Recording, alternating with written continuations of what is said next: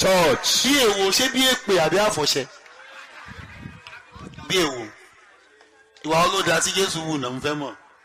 nípa ká máa ní sùúrù. ká máa ní sùúrù. ìfaradà. Jésù ní sùúrù gan o ó ní sùúrù gan àbí bẹ́ẹ̀ni. gan bá a ṣe Matthew wàá rí sùúrù tí Jésù ní ó ní sùúrù sùúrù yóò sì pọ̀ jù.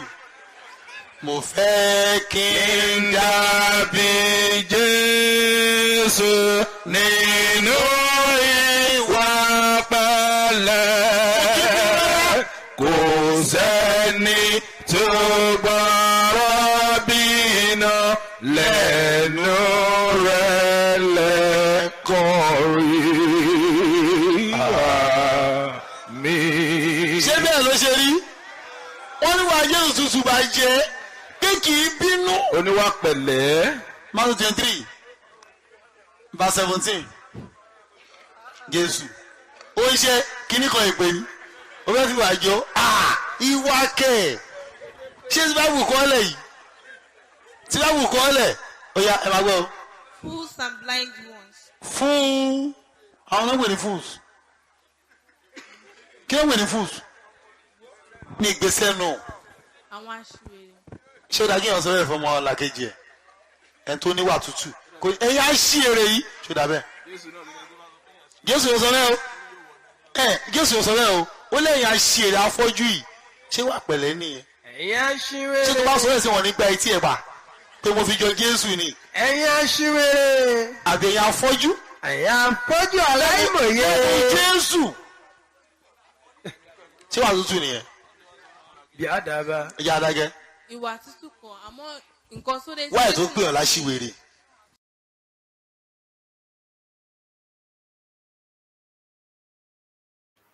ẹ káalẹ́ ẹ káàbọ̀ sí chánẹ́ẹ̀lì fáàtì òkodoro ẹ rí ọ́díò tá a fi wọlé bó ti jẹ́ pé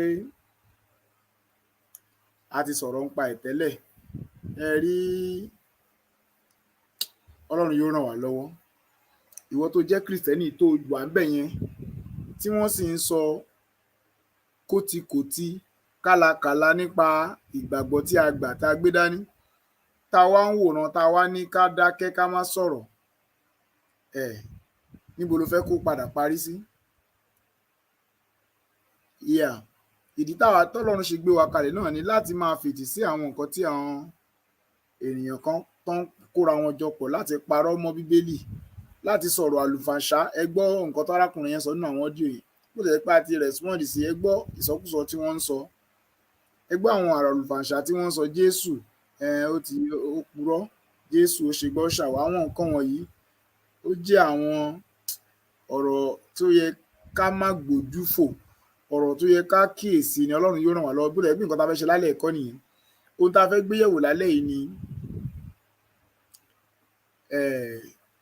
ìwé àpilẹ̀kọ Kùránì àti ti Bíbélì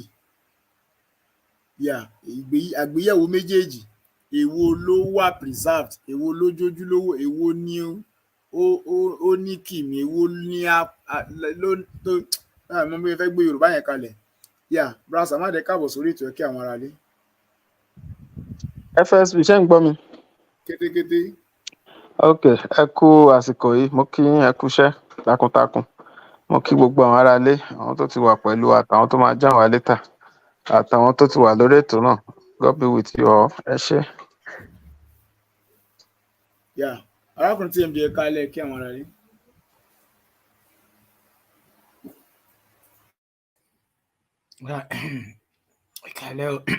ẹ̀kálẹ́ a kú iṣẹ́ òní àsìkò àṣálẹ́ náà Bras Amade èmi àti FSP ti kíra láìmọye ìgbà so ẹ̀yin la máa kí àní kí yín kalẹ́ ẹ káàsán ẹ kú òru ẹ kú gbogbo ẹ kú àsìkò ẹjọ tmb ẹ jọ̀ọ́ mo fẹ́ sọ fún FSP pé kí ní fídíò lady kan báyìí tẹ send sí group ẹ ṣe play irú àwọn tó máa ń wà skeptical pé kí là ń ṣètò yìí fún so kí wọ́n lè rí reason ìdí tá a fi ní láti máa pe àwọn ará bíi níjà and láti máa respond sí wọn so that wọ́n á lè mọ̀ pé àmì ká lè máa expose wọn ṣe mọ̀ irú nǹkan tí lady yẹn sọ pọ̀pọ̀lọpọ̀ mùsùlùmí náà ní ọkàn wọn yí padà pé so irọ́ ni àwọn èèyàn wọn ń pa fún wọn and all of that and ìmọ̀dé wa lè play video ṣe rántí fídíò obìnrin ní Facebook.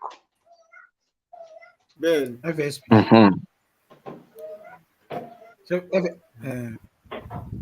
FSP ni. FSP lè play ẹ̀ náà. Kẹ try kẹ play so káwọn èèyàn lè rí at least the impact wọ́n lè rí impact how our responses and the response of brand new they can see how the response it's actually bó ṣe ní ipa tó ń kó ní ọkàn àwọn èèyàn one way or the other.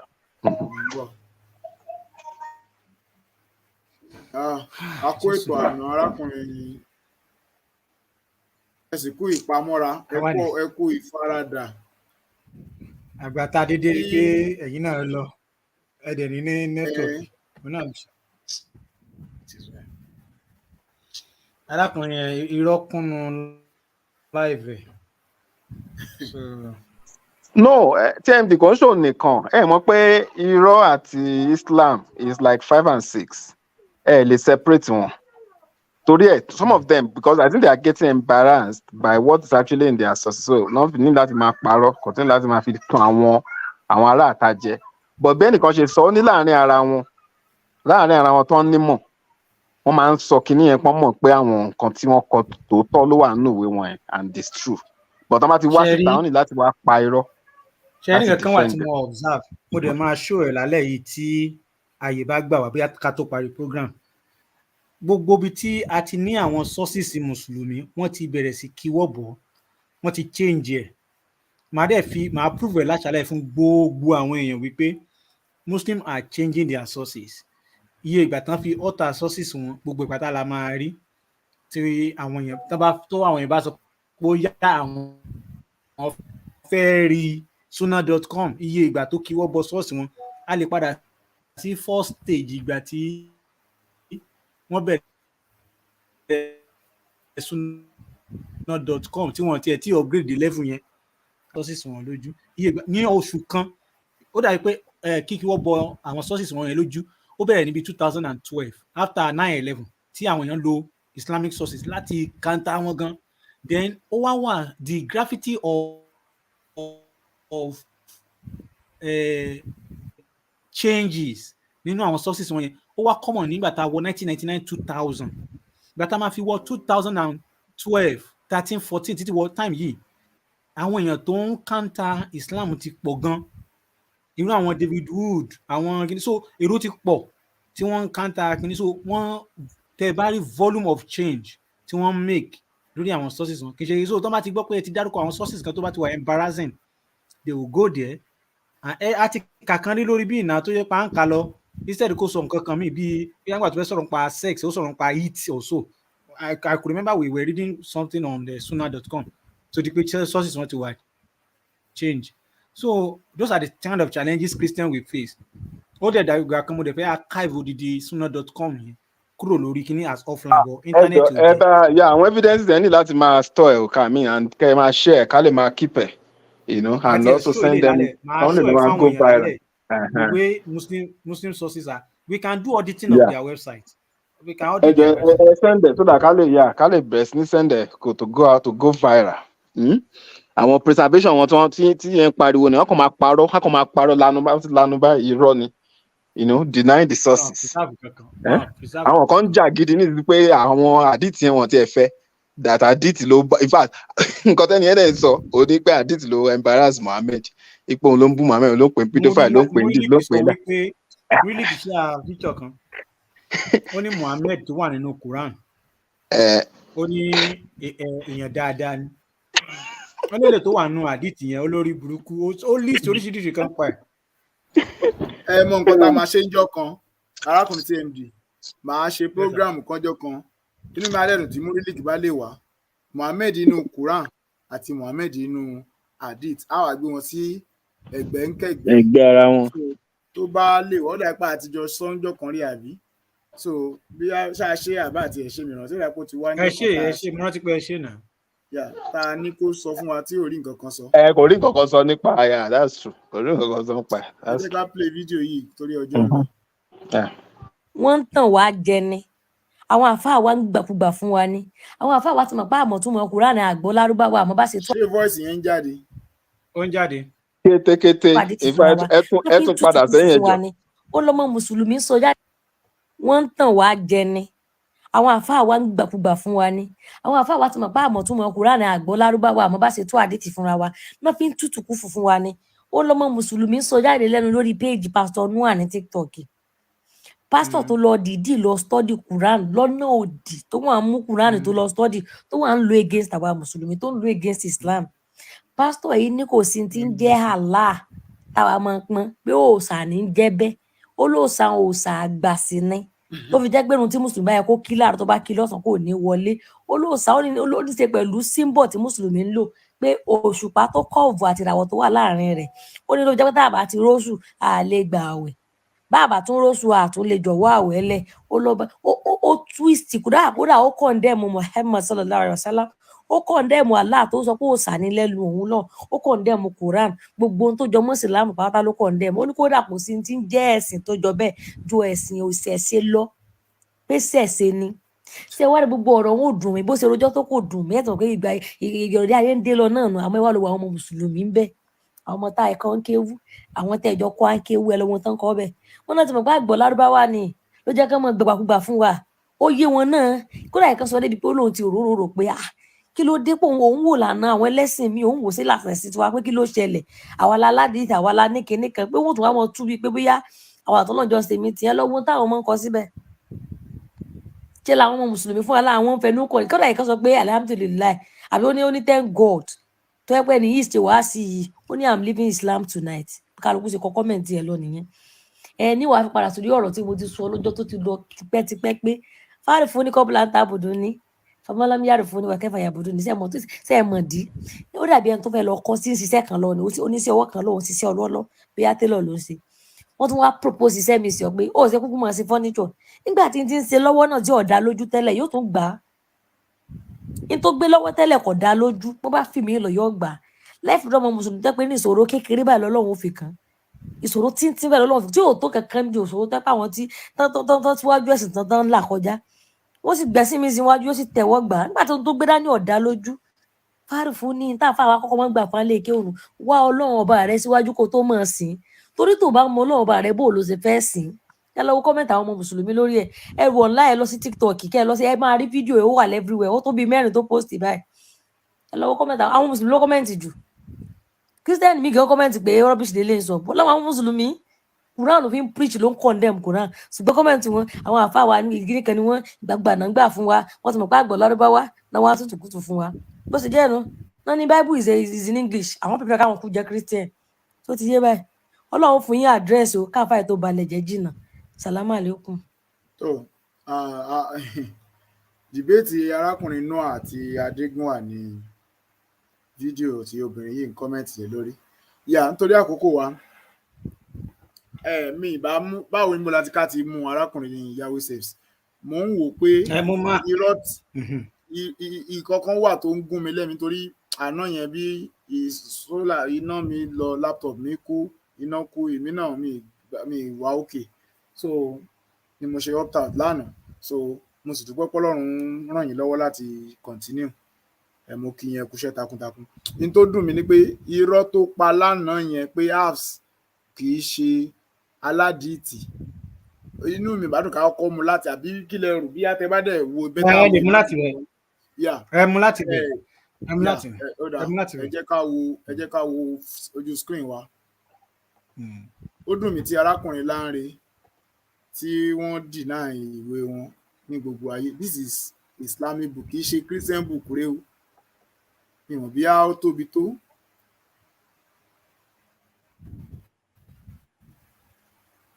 òun rèé ṣé kí àṣẹ ẹ̀rín rí kàṣà nítorí mi sí ní StreamYard. ó ṣe kà.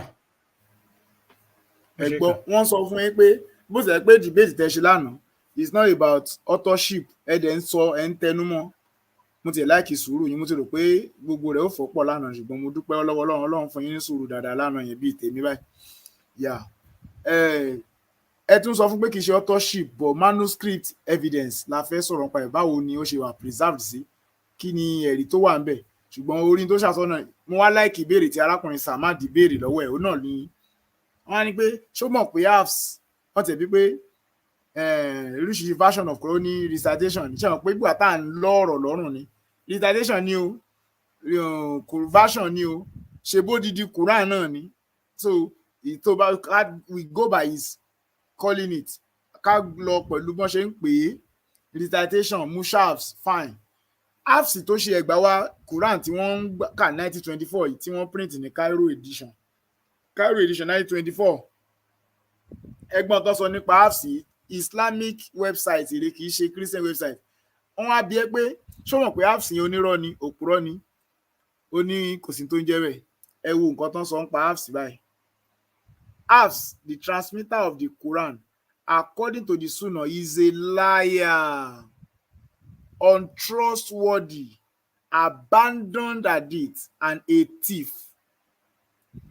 Half, the transmitter of the Quran, on the authority of Asim, on the authority of Imam Ali, peace be upon him, to Ahmad Ali, peace be behind him, is, according to the Sunnah, a liar, abandoning hadith, a thief, and untrustworthy. Source Islamic source ẹ jẹ́ kí n fi líǹkì sí comment torí tá bá ti ń fi àwọn líǹkì sí comment section jọ ẹ máa bá wa keep ẹ torí jọ́ mi táwa máa nídìí tí àní tí oníṣẹ́ lárọ̀ọ́wọ́tó wa àwa náà lè máa archive àwọn líǹkì sí so á wúlò fún wa lọ́jọ́ míì. Mi mọ nǹkan tẹ́ fẹ́ sọ lórí ọ̀rọ̀ ìyá arákùnrin Yahoo Saves.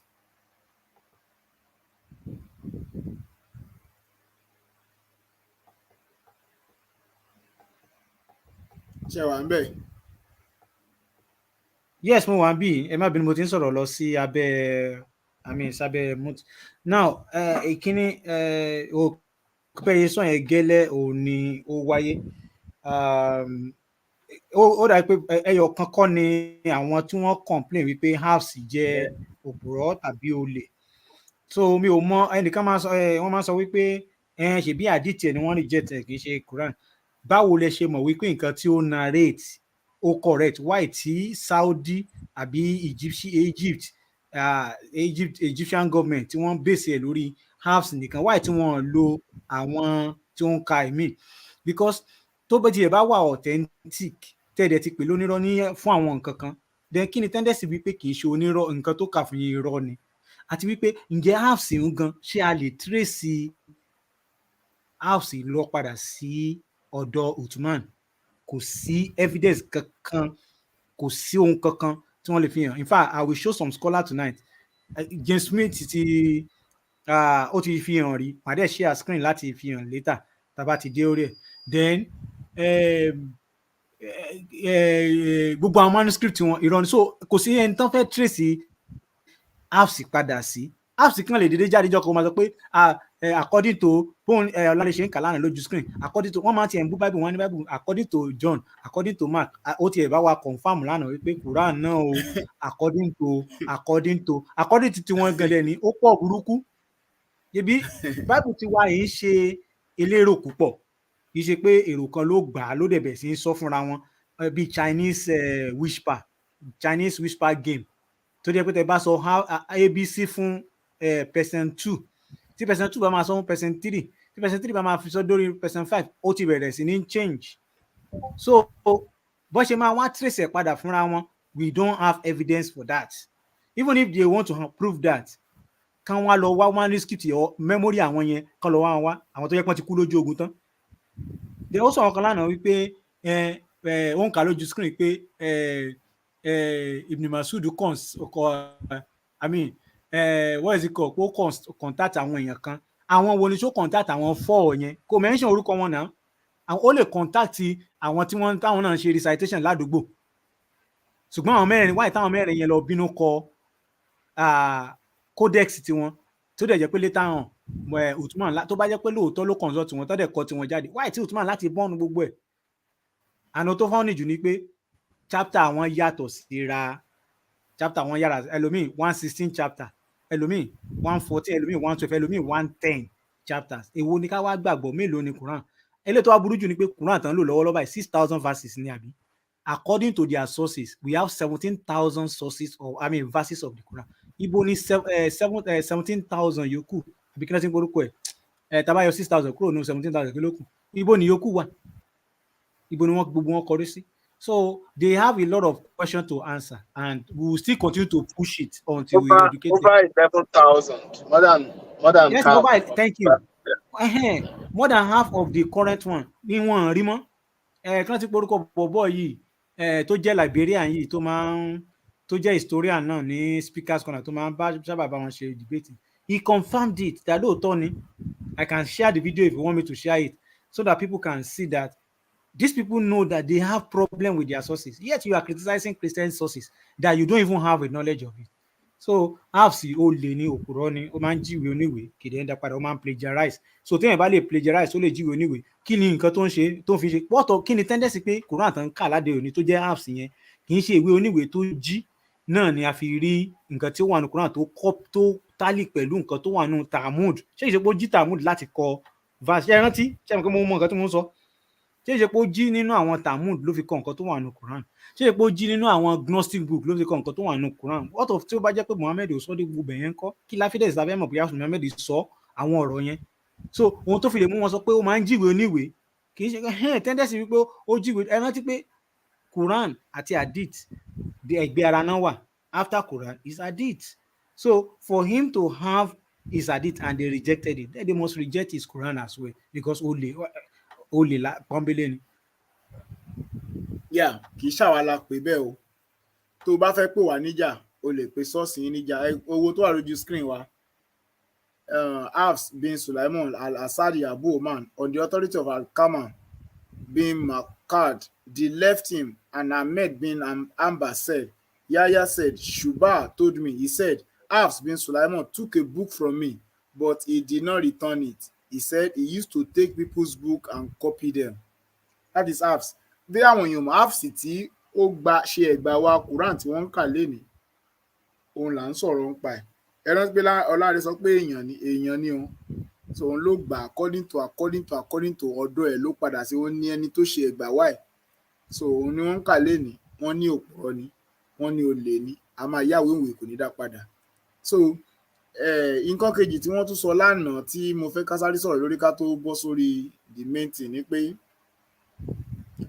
wọ́n ní arákùnrin CP máa ń sọ̀rọ̀ pa ìpè Quran is yes hadith ni Quran ni hadith Quran fúnra ẹ̀ sọ pé òun hadith lòun there is a verse that said Quran is an hadith ó wà nù Quran bẹ́ẹ̀ ni nǹkan kejì yẹn wọ́n deny náà ni òun wá ó rẹ̀ di sámi fẹ́rẹ́ mo dẹ̀ rántí nígbà tẹ́ ń sọ̀rọ̀ lẹ́yìn ṣe ilé tó sọ wípé Quran was lost. no ìyẹn mo ti rántí wọn deny àkọ́ but nígbà tí wọ́n bí wọ́n arákùnrin bébí kò tún ní kán bá wọn spell ẹ̀ wọ́n ní níbo ni wọ́n dárúkọ àwọn manuscript wọn fún wa wọ́n dárúkọ manuscript kan orúkọ manuscript yẹn mo ti gbàgbé orúkọ tí wọ́n pè ṣùgbọ́n mi ì fẹ́ gbọ́ orúkọ manuscript yẹn rí ìgbà kan ṣàyẹ̀wò wọn ní yunifásitì kan orúkọ library ní yunifásitì kan tán máa ń kó àwọn manuscript sí ní arákùnrin Ọlánre ni wọ́n dárúkọ ẹ̀yin náà dẹ̀ lè máa gbọ́ wa àkíyèsí wa nìyẹn so why tẹ́ fi máa fi orúkọ yunifásitì sí orúkọ manuscript Islam ibẹ̀ yẹn ó tàbùkù Islam bí ìgbà tẹ́ fẹ́ fi búrẹ́dì kó wa lómi ọbẹ̀ ni TMD the floor is yours ibi méjì tí mo fẹ́ point out náà nìyẹn nítorí mo ẹjọ mo ṣáà fídíò kan pẹ̀lú yín nínú pàtí òkòdó ẹjọ bá mi play ẹjọ ti bat ama yẹn. lálẹ́ ìyá ìjọ ti pẹ́. ní alẹ́ ìmọ̀ ẹ̀rẹ̀ ṣe ẹ̀.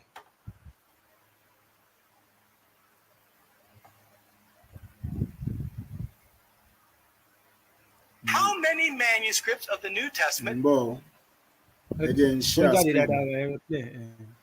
Ṣé oúnjẹ sáàndì ní kí n play àbí kí n jẹ́ kí fídíò jáde? Ẹ lè jẹ́ kó fídíò jáde káwọn èrò mọ̀ pé ẹni tó ń jẹ́ Bahama yẹn. Ok. ń bọ̀.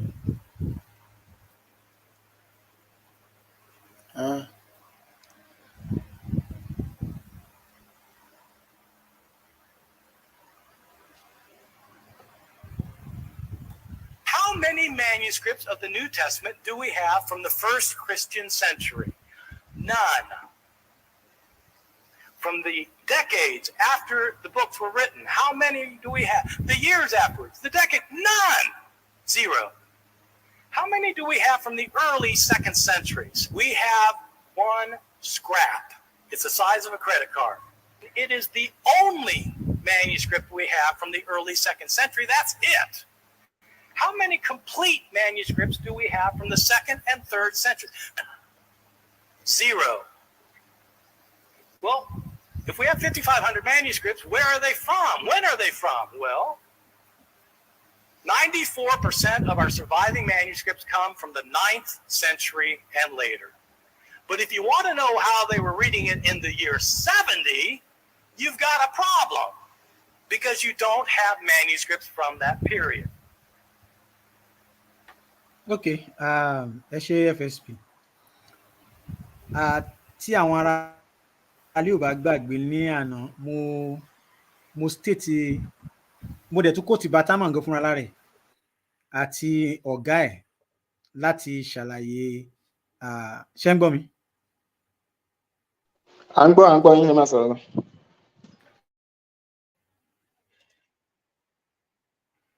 Láti jẹ́ kí àwọn èèyàn mọ̀ wípé lóòótọ́ Bataman, he has this, nígbà tó kọ́kọ́ bẹ̀rẹ̀ presentation ní 90s, he has this passion and he wants to prove that he knows all. I have discovered things that nobody has discovered before. Meanwhile, student ní London ọ̀gá ẹ̀ tí ó kọ́ṣẹ́ London tó jẹ́ student London is also a professor in the same university tí wọ́n ti jọ lecture náà. He's still a Christian today. Nígbà tó béèrè lọ́wọ́ Bataman pé kí nìdí tó fi Christianity sílẹ̀, he's not attacking the Christianity. He's only attacking the problem of evil. Bí ẹni pé wọ́n sọ pé ara bàbá òun ò yá, àwọn ara ìyá òun ò yá.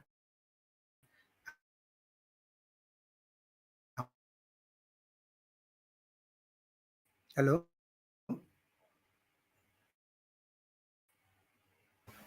Gbọ́ yín mọ́. Hello? Hello, ṣé ń gbọ́ mi báyìí? Mo ti ń gbọ́. Ṣé ẹ sì ń gbọ́ mi? Ẹ jọ̀ọ́ tẹ́ bá ń gbọ́, ẹ jẹ́ kí n mọ̀. À ń gbọ́ yín sẹ́ẹ̀. À gbọ́ yín lẹ́ẹ̀kan bọ̀ àti ń gbọ́ yín padà. Okay. So nǹkan tí mo ń sọ ni pé Bataman fúnra ẹ̀ student ní London ọ̀gá ẹ̀, and ọ̀gá ẹ̀ tí wọ́n jọ ṣe tọ́jọ́ jẹ́ pé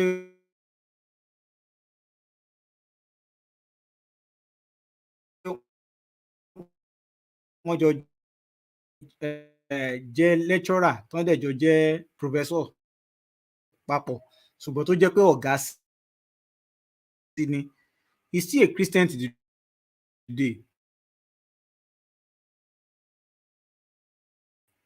He is a New Testament scholar that is very popular, and he wrote a lot of issues that is on the no live Christianity. Bataman fúnra lára ẹ̀ kì í ṣe torí manuscript or torí bí Christian ṣe rí ló ṣe fi Christianity sílẹ̀. No, he was talking about it. But tó bá wo fídíò ẹ̀ níbi tó ti ṣe tàbí a ó sọ fún yín pé the problem of evil ló jẹ́ kó ń fi Christianity sílẹ̀. So gbà tí Bataman bẹ̀rẹ̀, he has this passion bí ẹni pé òun ti discover nǹkan kan tó yàtọ̀ sí, struggling and begin to talk, want to do public lecture. Òun ní ara ẹ̀ ní fídíò tí ẹ rí yẹn. Ṣùgbọ́n later on, ọ̀gá ẹ̀ fúnra lára ẹ̀ correct Bataman, and many Christians have written. One of the book is Misquoting Jesus. There are thousands of who wrote books to understand what he say, and láti show wípé bẹ́ẹ̀ ni pé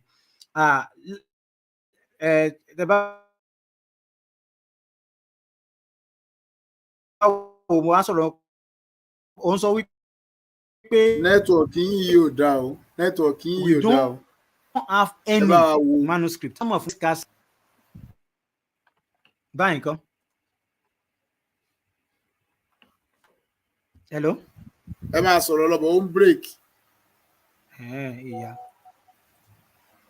So tẹ́ bá sì ń gbọ́ mi, so òun gan fún wa sọ wípé nínú nǹkan tó sọ lẹ́ẹ̀kan, the earliest manuscript of the New Testament text is a business card side fragment from the Gospel of John, Ryland Library Papyrus 52, which may be as earlier as the first half of the 2nd century. The first complete copies of the single New Testament book appear around 2000, and the earliest complete copy of the New Testament Codex Sinaiticus dated to the 4th century. Now, mo share table ìlànà láti jẹ́ kí everybody rí, because Batamon nígbà tó ṣe fídíò yẹn sọ wípé there is none of them that is dated. We don't have for 2nd century or so, but that is false. That is false. This is the Matthew. We have manuscript, earliest manuscript to jẹ́ wípé large fragment. Even though they are fragments, they are within the 2nd century, and we also have the one that is around 4th century, 125 AD, large fragment for John and many others. P55 is just one of it. I mean, P52 is just one of it for John, which is around 125 to 120. Only I saw P52 nìkan ni, but there are others that are discovered later on. To jẹ́ pé but Amon fúnra lára ẹ̀ gan, he could not even get himself on that. The same thing about wo àwọn ilé tí ó wà níbi 2 Corinthians, Galatians, títí tá fi dé Revelation. We have fragment of them.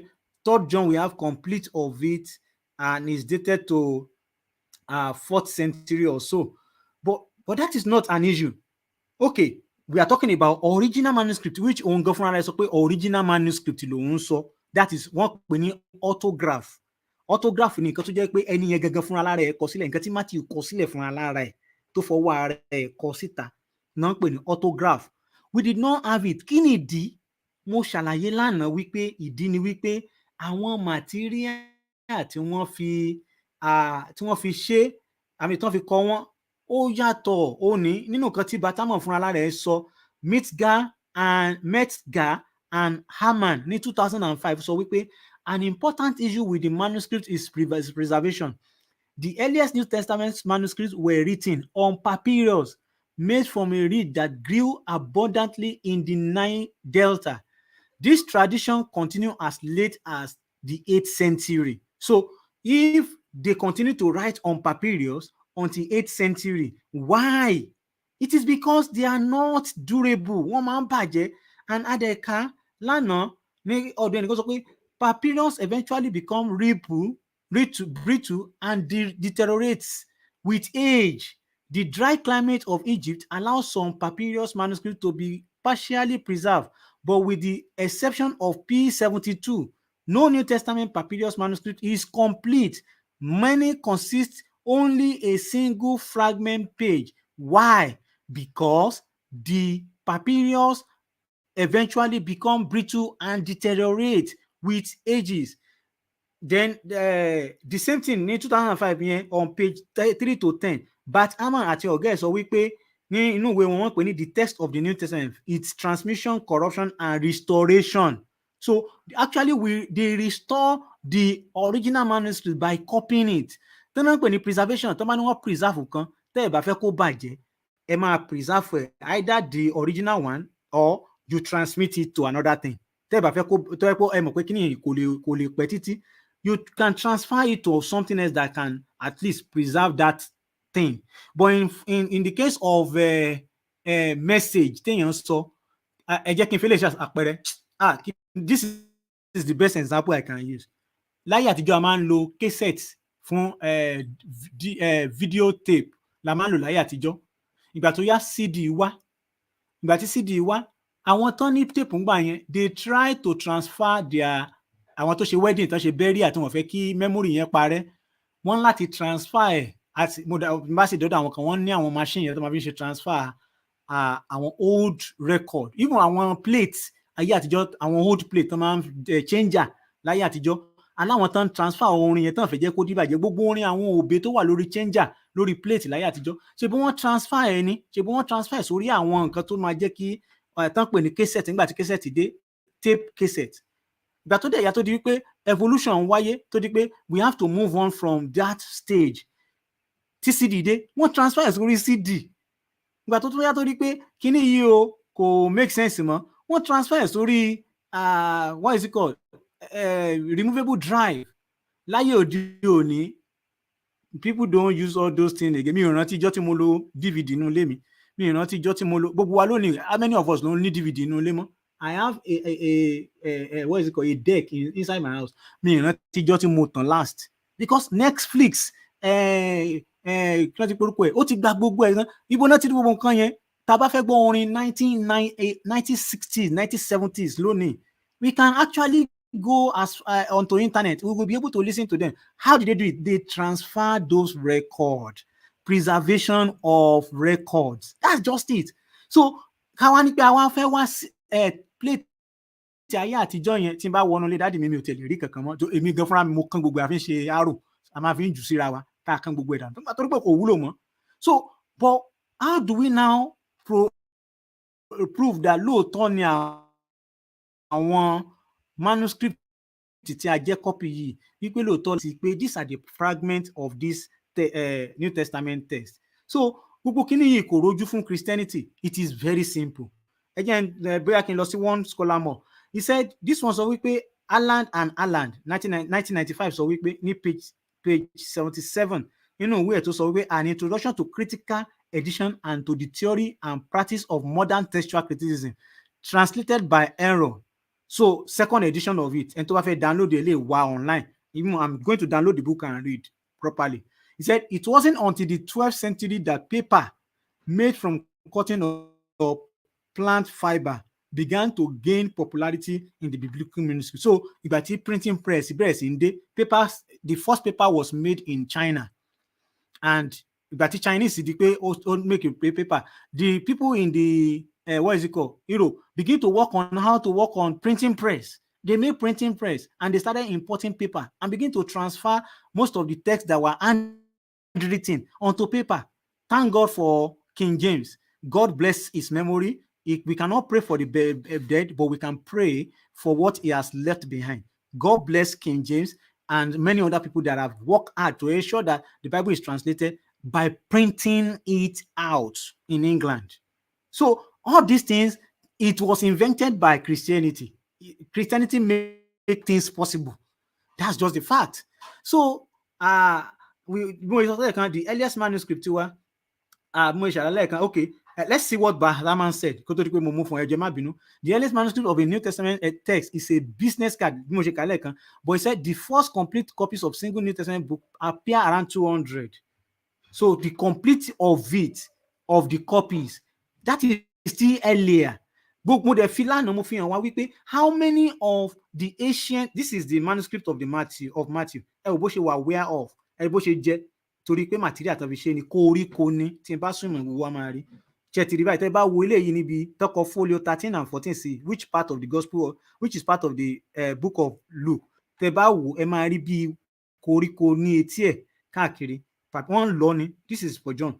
But lánàá mo wá sọ nǹkan kan lánàá tí mo fi hàn everybody òun ni wípé ẹ máa wo àwọn Tacitus Annals yìí. He lived in 110 AD. That is after Jesus Christ. The earliest manuscript here was 850 AD. Ṣùgbọ́n 750 years ní between ìgbà tó live sí ìgbà tí wọ́n tó kọ earliest manuscript here. Now, total manuscript ó survive 36. Or ká sọ pé copies. Now, let's look at the New Testament. As at 125 AD, between the gap of 30 years, we have 5,856 manuscripts. And that is about 5,280 feet. That's Oju World Trade Center log figure julo. Tabanika to sile. Increase ni to fi ma debi to lo. So we cannot compare New Testament with Quran. And lana I talk about Islam. The guy did not understand what I was saying. I listed 4 of his scholar tí Allah àti Muhammad sọ pé kí wọ́n can learn Quran látọ̀dọ̀ wọn. But when I was explaining this side, he got me wrong. He got me wrong because maybe because of the heading that I moved from. I supposed to put it here on the first slide. So this image or this part supposed not to carry this heading. It's supposed to capture these 4 people that I listed here. So if you to get it wrong in here, Zain Bitabit was the one that gathered the Quran. They are just the first generation that wrote their Quran after the original copy of Quran of Muhammad. After that, these 4 existed. They existed year after Muhammad died. Nígbà tí wọ́n collect Quran tán, and ló jẹ́ kí n share rántí porúkọ ẹ̀ yìí. Ẹ jẹ́ n fi image yẹn hàn yín. Yes, only.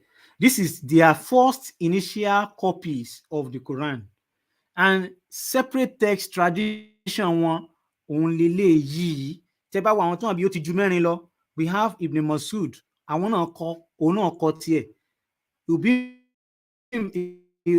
ibn Ka'b, òun náà kọ tiẹ̀. Ali ibn Ali Talib, òun náà kọ tiẹ̀. Sorry. Uthman, òun náà kọ recession tiẹ̀. Ibn Abbas gan fúnra lára ẹ̀, òun náà kọ. Mi rò bí ojú ẹ̀ ò rí gbogbo eléyìí. Ìgbà tá máa fi dé third part of it, third generation of his Quran, tí kìrìàtì tó ti bẹ̀rẹ̀ sí ṣe, they have Amma, Asim, Amsa, Akisai. We have them, which Nafi produce wash, and Asim produce herbs. So from there, we have these 2 common qira'at or readings of the Quran to popular, and these 2 alone, they are disaster for Muslims. Can these 2 be traceable back to Uthman? There is no single evidence as of today. I can show you their scholar that said it cannot be traceable to them. Even herbs, there is no evidence that they can trace it to them, and there are differences in there. So okay, like I said, okay, these are the list of the 7s. Tia Solana, okay. So, but again, for any example, I will share other examples. Now, I will share. There's a problem in Islam. I won't take time. After this one, we can move on to another thing, because I don't want us to waste time on that. The guy got me wrong, and I can reiterate some things. House at a wash. This is the Arabic of it. This part, it should have been better. Now, this is the same verse of the Quran, Surah 2, Ayah 140.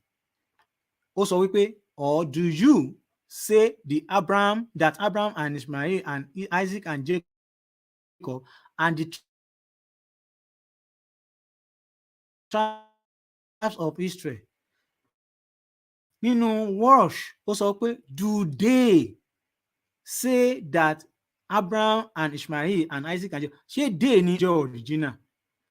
So I don't think the guy understand his religion at all. Àwọn nǹkan tí ó jẹ́ if Muslim can come out boldly and say this is what they have and they can show us the manuscript, then we are ready to look at it together. Okay, show us the manuscript that you have that is traceable to the time of Uthman. Kò sí ọ̀kan, gbogbo manuscript wọn ti dáná sun gbogbo ẹ̀. Egypt tún mú eléyìí tó tún kù, wọ́n tún sync ẹ̀, wọ́n tún produce a copy kan. Eléyìí tó wà lọ́wọ́ wọn lọ́wọ́lọ́wọ́ báyìí, before it become a standardized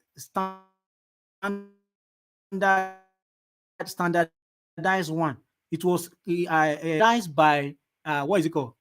Saudi Arabia. Later on, I think in 1985 or so, not to standardize it.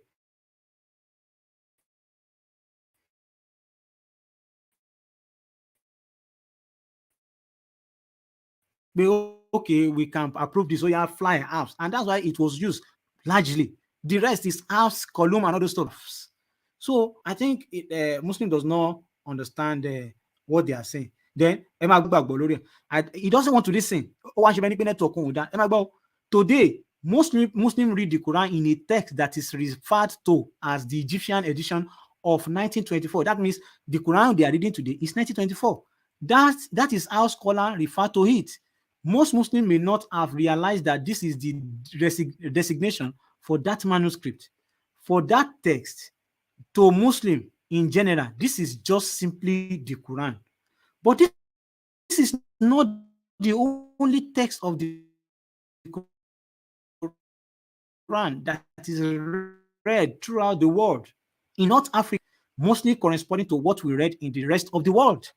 But with some slight variation that do not affect anything that Muslims believe and do not have any major impact on any Muslim practices. And then, too, in some part of Africa, there is another reading of the Quran, and here too, we find some slight variation. That is Shabi Ali on reading and manuscript of the Quran. So, maybe so maybe later on we'll be coming once in a while to show evidences against these people. So, FSP, anything? Yeah, God bless you. Yeah, Brad, baby code. Ẹ káàbọ̀ sórí ètò. Arákùnrin Yahweh ṣe ìṣẹ́kọ́ atótónu látọ̀rọ̀. Ṣé baby code wà ń bẹ̀? Bẹ́ẹ̀ ni sà, mo wà bí báyìí. A kú Bible study lọ́sàn-án. Bẹ́ẹ̀ ni, Yeah, mo kí o gba àwọn ará lé ilẹ̀ kí brother Yahweh save náà ẹ kúṣẹ́ Olúwa. And then mo dúpẹ́ lọ́wọ́ yín fáwọn reviews tẹ́ ṣe lálẹ́ torí bẹ́ẹ̀ sọ lóòótọ́ many people mọ̀ wọn ò mọ̀ lóòótọ́ tẹ́ bá béèrè lọ́wọ́ average Muslim ẹgbọ́n tó ń dárúkọ Mushaf tó ní Mushaf ní kínní ìgbà kan is just a book nǹkan tó wà nú ẹ̀ ní Quran. So tá bá go down padà sí Islamic tradition. Exactly. Tá bá padà sí Islamic tradition wọn ẹ mọ̀ one thing is Islam takiya wà allow. You can lie by deception. You can be looking at something like this and be saying that kò rí bẹ́ẹ̀ just to ojú ire ní moment yẹn. So Islam wà allow, it's not a sin. So that is why tí irú nǹkan bẹ́ẹ̀ tèmi tiẹ̀ náwọn small thing kan tí mo tiẹ̀ fẹ́ point out ní gbogbo time yẹn but kò sí àsìkò mo dẹ̀ mọ̀ ibi tí mo keep àwọn kìíní yẹn sí gan.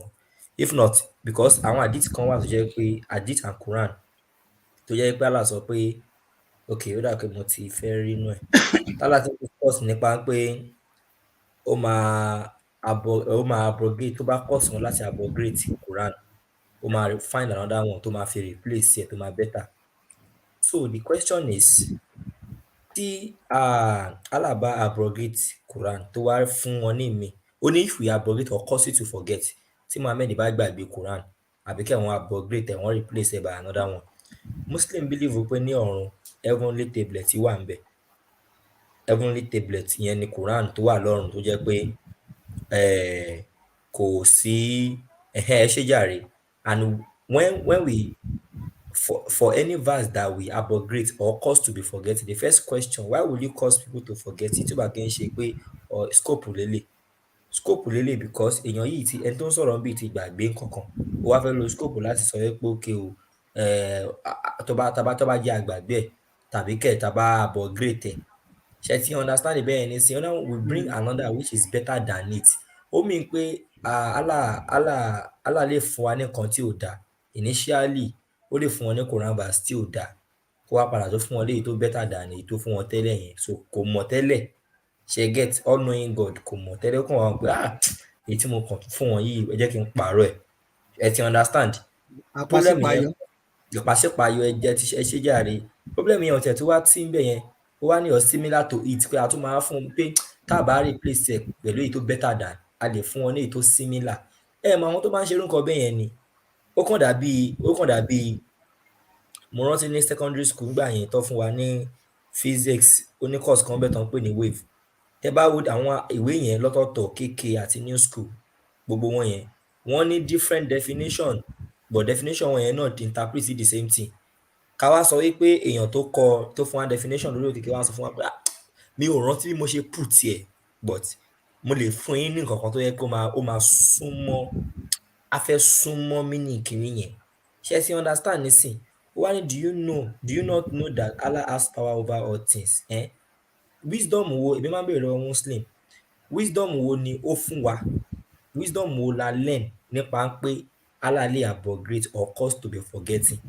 Allah wá lè fún wa ní exact one tó cause wa láti forget yẹn padà but ó lè fún wa lè tó dáa jù lọ or èyí tó similar sí. Now this is the major bone of contention here. Òun ni pé ní ọ̀run Muslim believe pé heavenly tablet wà ń bẹ̀ gbogbo Quran tá à ń wò láyé ó ti wà ń bẹ̀ láti ayérayé bẹ́ẹ̀ gbogbo ìyàwó ìwà mẹ́rin gbà ìyàwó ọmọ ẹ̀ gbogbo ẹ̀ ti wà ń bẹ̀ láti ayébáyé bí ìyàwó ọkùnrin ṣe máa nà ìyàwó ẹ̀ Surah 4 ó ti wà ń bẹ̀ láti ayérayé so bó ṣe máa ju apá àtẹsẹ̀ wa Surah 5:33 ó ti wà ń bẹ̀ látàrí ayérayé.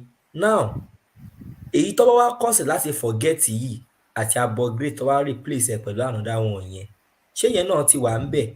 Ṣé Allah ní version of verse yẹn méjì lọ́run ó wá wò ó pé a máa tá a bá ti rí eléyìí tiẹ̀ àsìkò kan bọ̀ a máa fún wọn ní fake a máa gbọ́ original wá later. So á jẹ́ pé Quran tó wà láyé ńsìn kò complete lára àwọn verse yìí tán abrogate yẹn tọ̀run yẹn complete verse ẹyọ kan lè ní version FSP Brother Yahweh Save mi ìṣọ́pọ̀ ẹ̀ get point mi nǹkan tí mo ń try. So ẹ mọ̀ kí ni common sense ni ìwé náà Surah 5 yẹn náà kọ ní ibì kan bẹ́ẹ̀ tó sọ pé kó má béèrè question ó ní ẹ bá béèrè àwọn question pé àwọn tó ṣíwájú yín ti béèrè àwọn ìbéèrè yìí tó jẹ́ kán gbà tó ń sọ ìgbàgbọ́ wọn nù. So àwọn question yìí ní ẹ kí àwọn mùsùlùmí gangan fúnra ara wọn kán lọ máa béèrè wọn ò dẹ̀ ní béèrè and wọ́n máa learn láti attack Bible all the time. Ìyẹn ò dẹ̀ tún dùn mí again kí nǹkan tó fi léyìí sí òun náà ìkojú wípé let's look at Islamic tradition bí Quran ṣe wá gẹ́gẹ́ bí Yahweh Save ti show wa ní àwọn tó ní kọ́ learn látara yẹn. Okay ẹ ṣe jàre Surah chapter 5 verse 101 or something 101 and 102 or 105 and 106 àárín ibẹ̀ yẹn ni Quran verse yẹn wà. Now nígbà tí Abubakar first caliph tó collate Quran tó ní káwọn boys yẹn collate Quran tó collate ẹ̀ tán. Now third caliph Uthman ní ayé tiẹ̀ wọ́n ti ní àwọn another Quran mi Muslim máa pè fún wa kirat pé bí atra recitation ni okay tó bá jẹ́ pé ordinary recitation ni kò yẹ kó jẹ́ kó máa ṣẹ̀ṣẹ̀ ní pé lọ sun àwọn tó kù in fact àdìtì yẹn ó ń ká mi lára pé mo prepare lẹ̀ lálẹ́ àdìtì yẹn jẹ́ kó yé wa pé ìdí tí Uthman ṣe sún FSP ẹ ṣe gan ó ní Surah chapter 5 verse 105 lélẹ́yàbí 101 ó ní you who have faith do not ask about things which if they are disclosed to you will upset you. Ẹ̀yin mùsùlùmí o ẹ má béèrè nǹkan tó yẹ kó tẹ́ bá ṣàlàyé ẹ̀ fún yín tẹ́ bá mọ ìdí ẹ̀ ó lè bí yín nú. Yet if you ask about them why the Quran is being sent down they shall be disclosed to you. Allah has excused it and Allah is all forgiving all bearing. Ẹ jẹ́ bá mi gbé sí 102. Kí ni àwọn nǹkan tá a gbọ́dọ̀ wádìí tá a gbọ́dọ̀ mọ̀ ṣálà àìdí kankan fún wa ni ṣé Allah ń ṣe àbí Muhammad ní kí n pè kí ni scope wo ló ń lò fún wa mẹ́ẹ̀ ó wá ní such thing were asked ṣé ẹ rí by a people before you but they disbelieve them afterward. Àwọn tó ṣíwájú yín ti béèrè ló nǹkan báyìí wọ́n wá padà di aláìgbàgbọ́ ó túmọ̀ sí pé nígbà táwọn yẹn padà máa ṣírí nǹkan yẹn àṣírí yẹn wá jẹ́ ó wá sọ wọ́n di aláìgbàgbọ́. Kí ni nǹkan tó wà ní Islam tá a gbọ́dọ̀ mọ̀ tó jẹ́ pé tá a bá padà mọ̀ á sọ wá di aláìgbàgbọ́. Kí má fọ̀rọ̀ gùn rárá ká gba tradition wọn ká assume pé òótọ́ níbẹ̀. Okay Uthman wá ṣe kí ni ó wá ní kó sun gbogbo ẹni other Quran manuscript dànù wọ́n sun gbogbo ẹ̀. Báwo làwọn Quran manuscript yẹn ṣe gbà yọ torí tó bá kọ́ ordinary recitation ni kò yẹ kó dìwé. báwo ló ṣe dìwé tó wá pọ̀ rẹpẹtẹ tó ti fẹ́ máa affect èyí tí Abubakar ní kó ṣe? Ókè, wọ́n wá pe Hafsa ọmọ Abubakar, wọ́n ní jọ̀ọ́ ẹyọ kan tó wà lọ́wọ́ ẹ yẹn bá wa gbé wá, ó wá gbé wá fún wọn. Wọ́n wá ní kán copy ẹ̀ sí, wọ́n copy ẹ̀ sọ́nà mẹ́rin, wọ́n pín sí 4 Islamic provinces ní tẹ̀nà Uthman nígbà yẹn. Now, ìbéèrè tí mo ní leléyìí, èyí tí Hafsa gbé wá ńgbà yẹn, èyí tó pín sí 4 provinces nígbà yẹn, níbo ló wà lénìí? Because Muslim máa wá bá wa máa fà wá ní lámbà pé ìgbà eléyìí Bible o, wọn ò mọ̀, wọn ò gbé sórí, wọn ò há sórí. Bó tiẹ̀ jẹ́ pé both Quran and Bible kò síbi tí Allah Quran ti sọ wípé ẹ̀yin Mùsùlùmí o, ẹ há Quran sórí. Kò síbi tó kọ́ síbẹ̀. Kò síbi tó kọ́ síbẹ̀ ń pé criteria láti jẹ́ Mùsùlùmí ni pé Allah ò sọ pé ẹ há Quran sórí. In fact, kò síbi tó bọ̀bọ̀ the same bọ̀bọ̀ tó wà ní mo ti bá ṣe discussion rí lórí pé níbo lára rẹ̀ sọ wípé Quran yìí o, ẹ lọ sílé kéwú, ẹ kọ́ Arabic kẹ́ tó bẹ̀rẹ̀ sí ní kà. Ẹ kọ́ Arabic kẹ́ tó bẹ̀rẹ̀ sí ní kírun, kò sí ńbẹ̀. Kò dẹ̀ síbi tó kọ́ sínú Bible pé criteria láti jẹ́ Christian ni pé kẹ́ há Bíbélì sórí àbí pé dandan ni kẹ́ kà á ní Aramaic, Hebrew àti Greek. So tí Muslim bá máa wá ń discuss, ẹ má yẹ kó máa fún wa ní standard tẹ̀mí ara wọn ò gbé. Tẹ́mi wọn bá dẹ̀ gbé gan, kò sí nǹkan tó kàn àwa because wọn ò lè dictate bí salvation wa ṣe jẹ́ fún wa. So where are those Quran mẹ́rẹ̀ẹ̀rin tó ń pín sí 4 provinces nígbà ayé Uthman? Ẹ̀yin á máa béèrè first century Quran Bible lọ́wọ́ tiwa. Àwọn yẹn dà? Èyí tó wà lọ́wọ́ Hafsa ọmọ Abubakar tó jẹ́ first one tó kọ́kọ́ ṣe, níbo nìyẹn wà? Ọ̀nà wo wá làwọn tó kù ṣe wá gbà wá jáde, ta wá ní Wash, ta ní Aduri, ta ní Hafs bẹ́yẹn lóríṣiríṣi? Ọ̀nà wo ni gbogbo yẹn ṣe wá padà yá lọ́jọ́ tèmi? Lénìí nísìn, tẹ bá open 2 different Arabic Quran, very sure Royal Way Save an example bẹ́ẹ̀ tó lè bá mi show. Even ordinary Wash and Hafs, kò ṣe ordinary recitation lásán, ẹ máa rí 2 different Quran verse tí wọ́n ní 2 different word, 2 different meaning. Ṣé get the same Quran verse ni o, ká sọ pé bí John 1:1 nísìn, ká wá débì kan kó sọ pé for God so loved the world, ká wá débì kan nínú another bí a manuscript mi, bí a sana bí a kíni ẹran mi ló ti manuscript kan láàrin àwọn manuscript wa yẹn. So bóyá ìkan lára àwọn manuscript wa Vaticanus or Sinaiticus, bí a Vaticanus manuscript ẹ open sí, ẹ wá rí ibi tó kọ John 1:1 sí pé John 1:1 pé in the beginning was the word, and the word was with God, and the word was God. That is kai theos en logos. That is then the word was God. Now, ẹ wá dé another bí Sinaiticus. Níbẹ̀ yẹn nísìn, wọ́n wá kọ síbẹ̀ pé in the beginning was the man. Ṣé gẹ̀ẹ́sì nísìn? Wọ́n wá kọ síbẹ̀ pé in the beginning was the man, or in the beginning was the boy, or in the beginning were the people. Now, confusion máa wà pé kí ló ń ṣẹlẹ̀ níbí báyìí? Irú àwọn nǹkan báyẹn a bá nínú Quran, different Arabic Quran, kò ń ṣe English translation. Now, èwo gangan lálá review nínú heavenly tablet yẹ tó wà lọ́rùn ń bẹ̀? Ẹ ṣé, this is Hafs and Wash, Surah chapter 2 verse 10. Now, ẹ wo nǹkan tí wọ́n kọ síbí báyìí nísìn. Okay, ẹ ṣé gan brother yẹn ní àwọn love program wa. Yes, thank you very much. Now, ẹ wo. Bra ṣeun nìyẹn, bra ṣeun.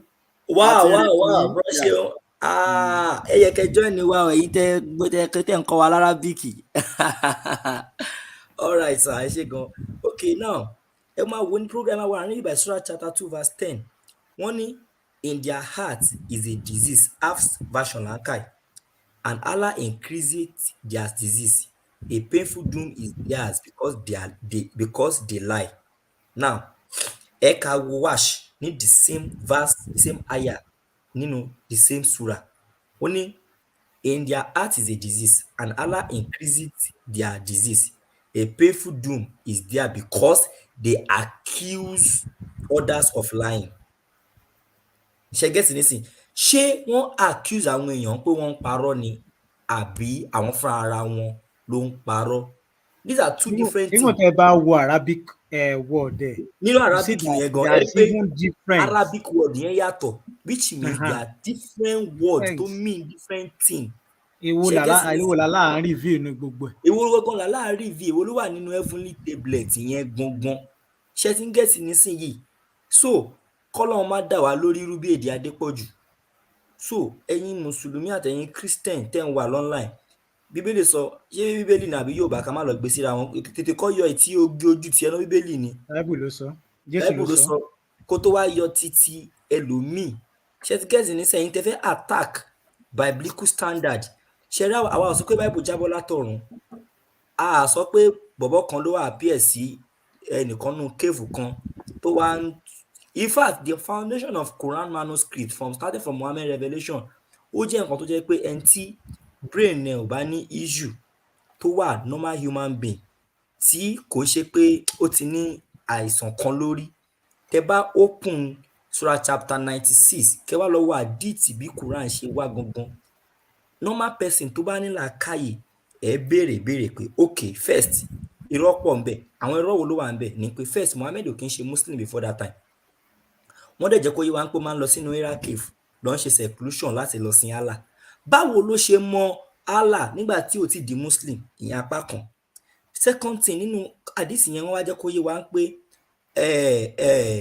Jubril appear sí, ó wá sọ fún pé Ikra, read or recite. Ikra.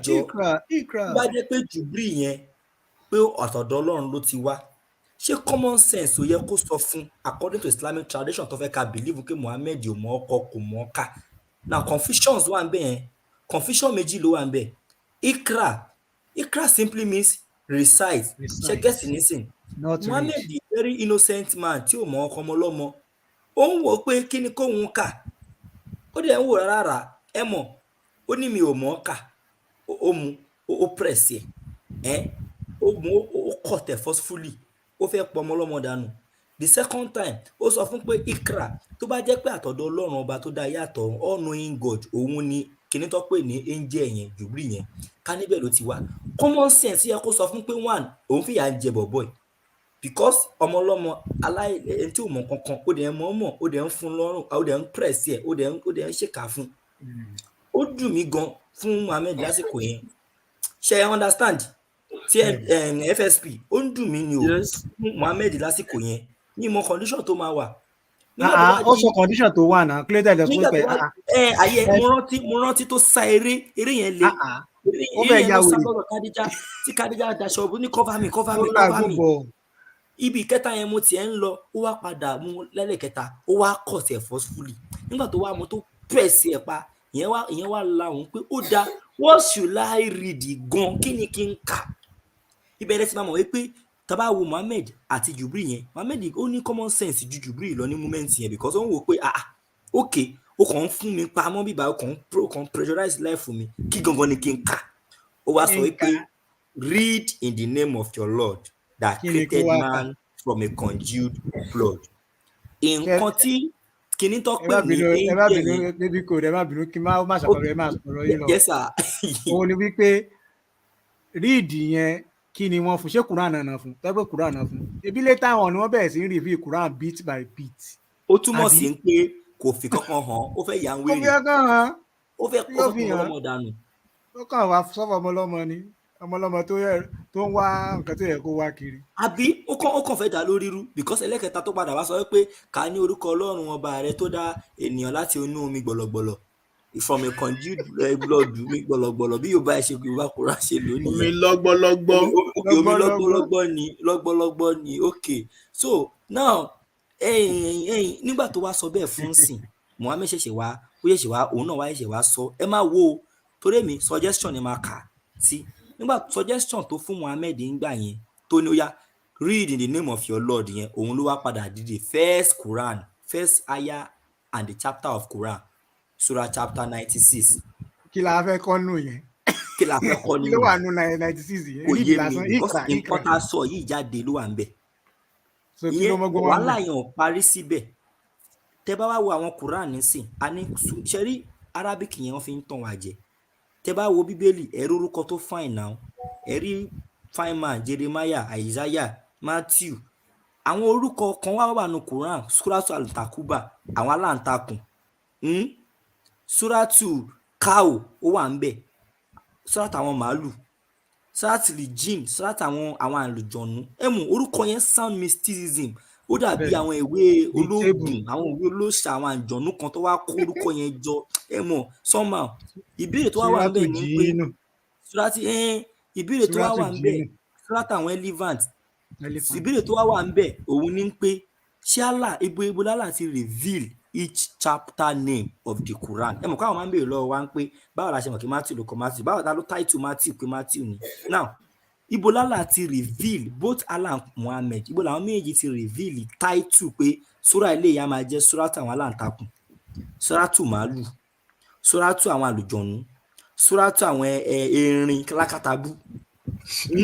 Níbo ni Allah ti fún wa bẹ́ẹ̀? Ìyẹn ò tún wá dùn mí tó ń pé nígbà tó ń arrange Quran yẹn, ṣálà ló sọ fún wọn pé kán gbé Quran àkọ́kọ́ number 1 kán lọ gbé sí number 96. Genesis, àwa mọ̀ pé Genesis ń jẹ́ òun làkọ́kọ́. Chronologically ni. In fact, ẹ bá wo ìtumọ̀ Exodus tó tẹ̀lé, movement ló ń jẹ́ bẹ́ẹ̀ from one place to another. Ẹ rí pé Bíbélì ó make sense níbẹ̀ yẹn. Psychologically, orí èèyàn máa pé tẹ bá ń wò. Mo rò pé àwọn ará ilé ń gbádùn mi. Now, so nísìnyí, Suratul Baqarah, ó dà pé òun náà review last tí n bá ṣe mistake. Ó jẹ́ mistake ẹ̀ ń ṣe FSP, baby code. Nǹkan kan miss. Nǹkan mi ṣe bí lè tó wà lọ́wọ́ wa lẹ́ ń sọ̀rọ̀ nípa ẹ̀. Ìbáwọn kan tẹ́ pé 114 chapter ni wọ́n. Mo tẹ̀ ṣe ń lọ bẹ̀ yẹn náà ni. Mo ṣe ń lọ bẹ̀ yẹn ni. The last prophet, wọ́n ní Fati Okodoro, did it really happen? What if Muhammad actually made everything up? Ó wá kó wọn àti èèyàn ẹ̀ Jubril. Ẹ dẹ̀ mọ̀ pé normally gan tá bá ní a wò ká tó gbọ́ pọlọ wa kalẹ̀, ẹ máa rí pé Muhammad ò bọ́lọ̀ ń sọ̀rọ̀ rí. Kíní yẹn tó wà appear sí òun ló sọ gbogbo nǹkan tọ́jọ́ discuss. Tí mo sì ní wọ́n kan tiẹ̀ tún appear sí. That is another problem because òun nìkan náà ló ń fún wa ní gbogbo ẹ̀, kò yé wa. Ẹ ṣe bí ẹ jẹ́ ṣàlàyé ra fún yín. Tẹ́ bá ka àdìtì dáadáa, ẹ máa understand nǹkan tó ń ṣẹlẹ̀. Event kan sí event kan ló lead sí nǹkan tí Muhammad ń sọ. Ẹ jẹ́ for instance, nígbà tó fẹ́ gba ìyàwó ọmọ Zaid, ìgbà tó dé ẹ̀, ó rí ọmọ ọlọ́mọ ní òwò, ó rí ẹ̀yẹ́yìn padà, ó ní blessed is he that his heart is torn. Ìyẹn wọnú Quran. Báwo la ṣe fẹ́ mọ context ẹ̀? A máa lọ nú hadith. Ìgbà ilẹ̀ máa rí kan sọ pé so and so happen when Allah was revealing this verse to him. So nǹkan kan ló lead sí nǹkan kan. So kó wáyé pé òun ló sọ pé èmi ò bí mi ṣe feel ni pé ìgbà tó rí pé kíní ẹ wá embarrassing, a sọ fún yín pé lójó láti lè justify nǹkan tó ṣẹlẹ̀ because Allah wà so useless tó bẹ́ẹ̀ tẹ́ pé the next thing is for him to begin to babysit just one person because he wants to do something. Ẹ rí sọgan, in fact ó ní ibì kan tó ká mi lára ní ibẹ̀. Bro tó sì sọ pé Islam and Muslim don enter one church of particular. Ẹ máa sọ̀rọ̀ ilẹ̀ máa wò gan tí ra tó sì sọ nítorí fi ra tó sì lọ. All right. Now, ẹ mọ̀ lára àwọn wàhálà tó tún wà ń bẹ̀ gẹ́gẹ́ bẹ́ẹ̀ yìí sọ lẹ́ẹ̀kan òun ni pé Aisha gan wà concerned about wàhálà nígbà tó dé level kan. Aisha ní it's like your Lord always hasten to answer you, to support you, to answer you. Ẹ mọ̀ torí Aisha mọ̀ pé bí ẹni tí small thing bá ti ṣẹlẹ̀ aná láti sọ Quran kalẹ̀ láti fi ṣe kíni báàkì. Ẹ̀dẹ̀ máa bàbá pé Muhammad nìkan lẹni tó ṣe surgery fún Quran. Baby code. Sá. Mo gba ìṣípayá báyìí pé kẹ́ send owó sákàǹtì mi. Astagfirullah. Má jiyàn láti fáwọ́ dá. Má jiyàn. Bro Samad, gba revelation pé inú àkáǹtì mi lálẹ́ yìí. Sálárì yìí máa wọ bẹ̀. Má jiyàn láfàwọ́dá, ẹni tó bá ti jiyàn á gé owó rẹ̀ nípasípayọ ni. Ìwọ sọ pé wọn kì í bá prophet of Muhammad prophet of Allah jiyàn láyéláyé. Ẹ ti ló máa yẹ òun fún wọn. Ẹ gbọ́dọ̀ bá jiyàn, tẹ́ bá jiyàn wọn apá àtúndì ẹ̀ máa lọ. Kí n tún yá èdè wọn lò kọ́lọ̀ mọ́ dà lórí rú. So ẹ jọ ẹni tó bá fẹ́ wá tó o mọ̀ kó o prepare láti ní kó o fẹ́ wá attack Christianity àti Bíbélì ẹ jọ̀ọ́ ẹ máa make sure pé ẹ mọ nǹkan tẹ́ gbàgbọ́ nínú Islam o ẹ mọ̀ pé ẹ make sure pé ẹ mọ̀ because it is a big problem for you to tell us. kò dẹ̀ má bínú kó tó di pé a parí torí time mo fẹ́ ká sáré go through some of those differences mo ti rí pé FSP gan fẹ́ share screen but nǹkan tó fẹ́ share ti wà níbí already FSP. okay FSP ẹ sáré sọ̀rọ̀ lórí ẹ̀ báyìí. FSP àfa FSP Sheik àgbà màá bá yín lọ sí PowerPoint yẹn délẹ̀ mo rí pé ẹ fẹ́ share screen kan but nǹkan tẹ́ ẹ fẹ́ ṣe mo ti ní níbi ẹ má dára yín láàmú in fact tẹ́ bá fẹ́ 100,000 of it I have it I'm still compiling the differences in wash and herbs tẹ́ bá fẹ́ 1,000 màá fún yín ẹ jẹ́ ká kàn ṣe níwọ̀nba àti ka ilé tó wà lójú screen àbí.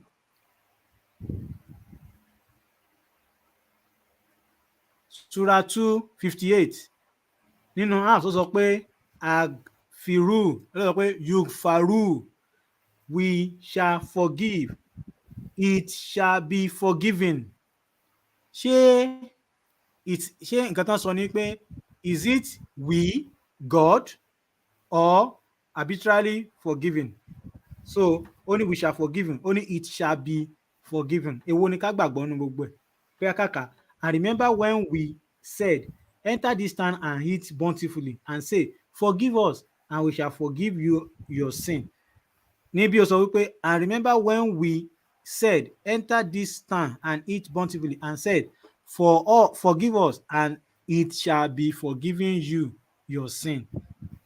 That's another problem.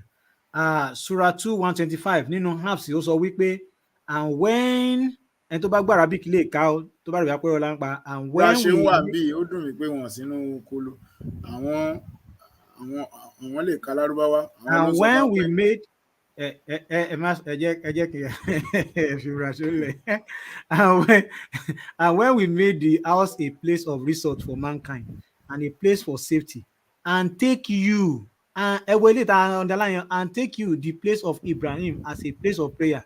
Now nínú wash ó sọ wípé and when we made the house of place of resort for mankind and a place for safety and they took or have taken ṣé take you ni or they have taken ọ̀tọ̀ ni take ọ̀tọ̀ ni already taken so which one they take you or they have taken you which one.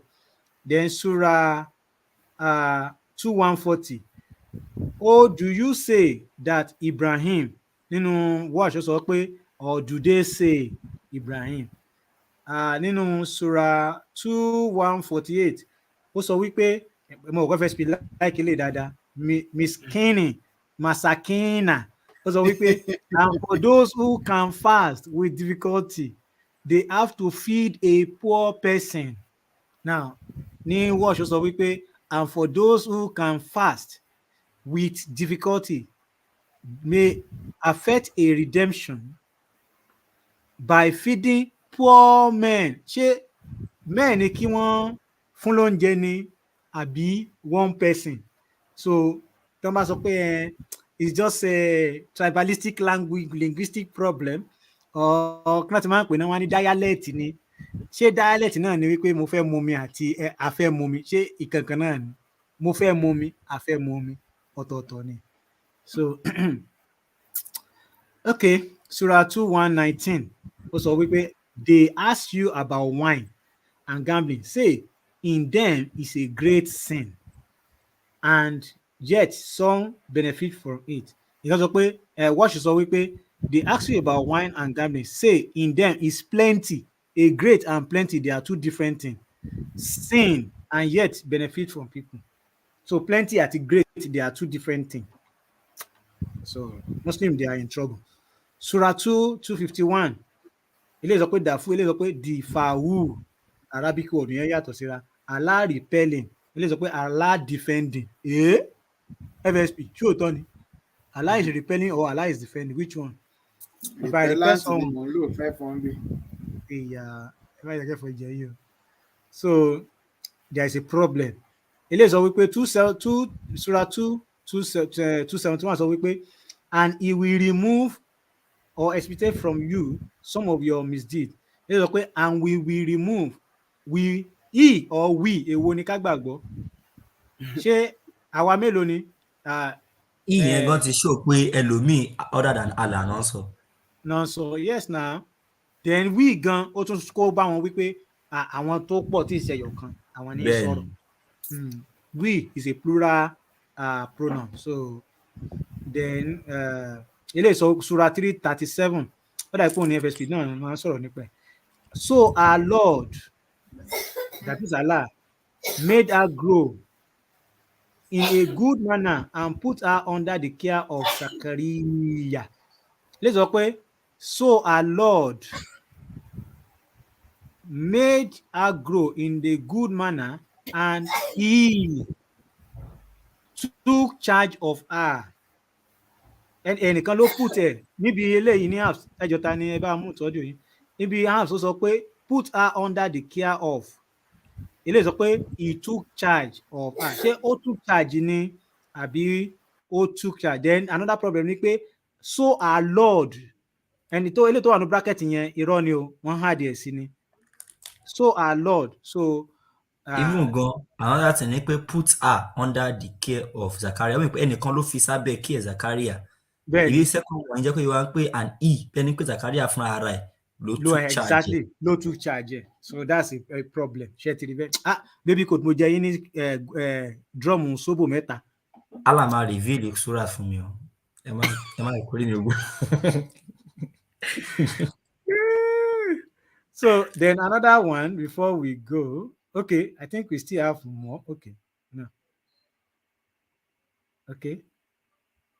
Okay, this one sọ pé to alimu eléyìí sọ pé talamu ó ní bọ̀yí rabaniyun because ẹ̀yin la mú ni o you are teaching the book eléyìí sọ pé be you rabaniyun because you know the book. Ṣé know the book ni or teaching the book? Quran yìí ṣe yọ̀kan ẹ má jẹ́ parọ́ tàn yìí jẹ́ irọ́ ni skáàmù ò ní síkáàmù. Èwo wá lárábíkì tó wà lọ́rùn tó lọ́dà pé ẹ̀mọ̀ kan máa ń fi Bible Zephaniah 3:9 wọ́n máa ní pé gbogbo Arabic la máa sọ èdè kan lọ́rùn. So èwo wá nínú Arabic èwo gan lálàkọ sọ́run àbí gbogbo àwọn fashion yẹn náà ló ní tablet. Ẹ jẹ́ nígbà tá a bá débẹ̀ èmi ò tiẹ̀ ní bá wọn lọ síbi tá a láàmú. Ẹ̀dẹ̀ mọ̀ pé Quran sì máa padà dìde ó máa dèèyàn. Lọ́dọ̀ ní paradise wọn nìyẹn Ọlọ́run jẹ́ káwa débẹ̀ lórúkọ Jésù àní lọ sí paradise wọn. We reject it. Èwo ló máa dìde náà ayé ẹ jẹ́ sọ fún yín hell of Satan is paradise of Islam. Hell of Islam is still paradise of Satan. So that's just take it.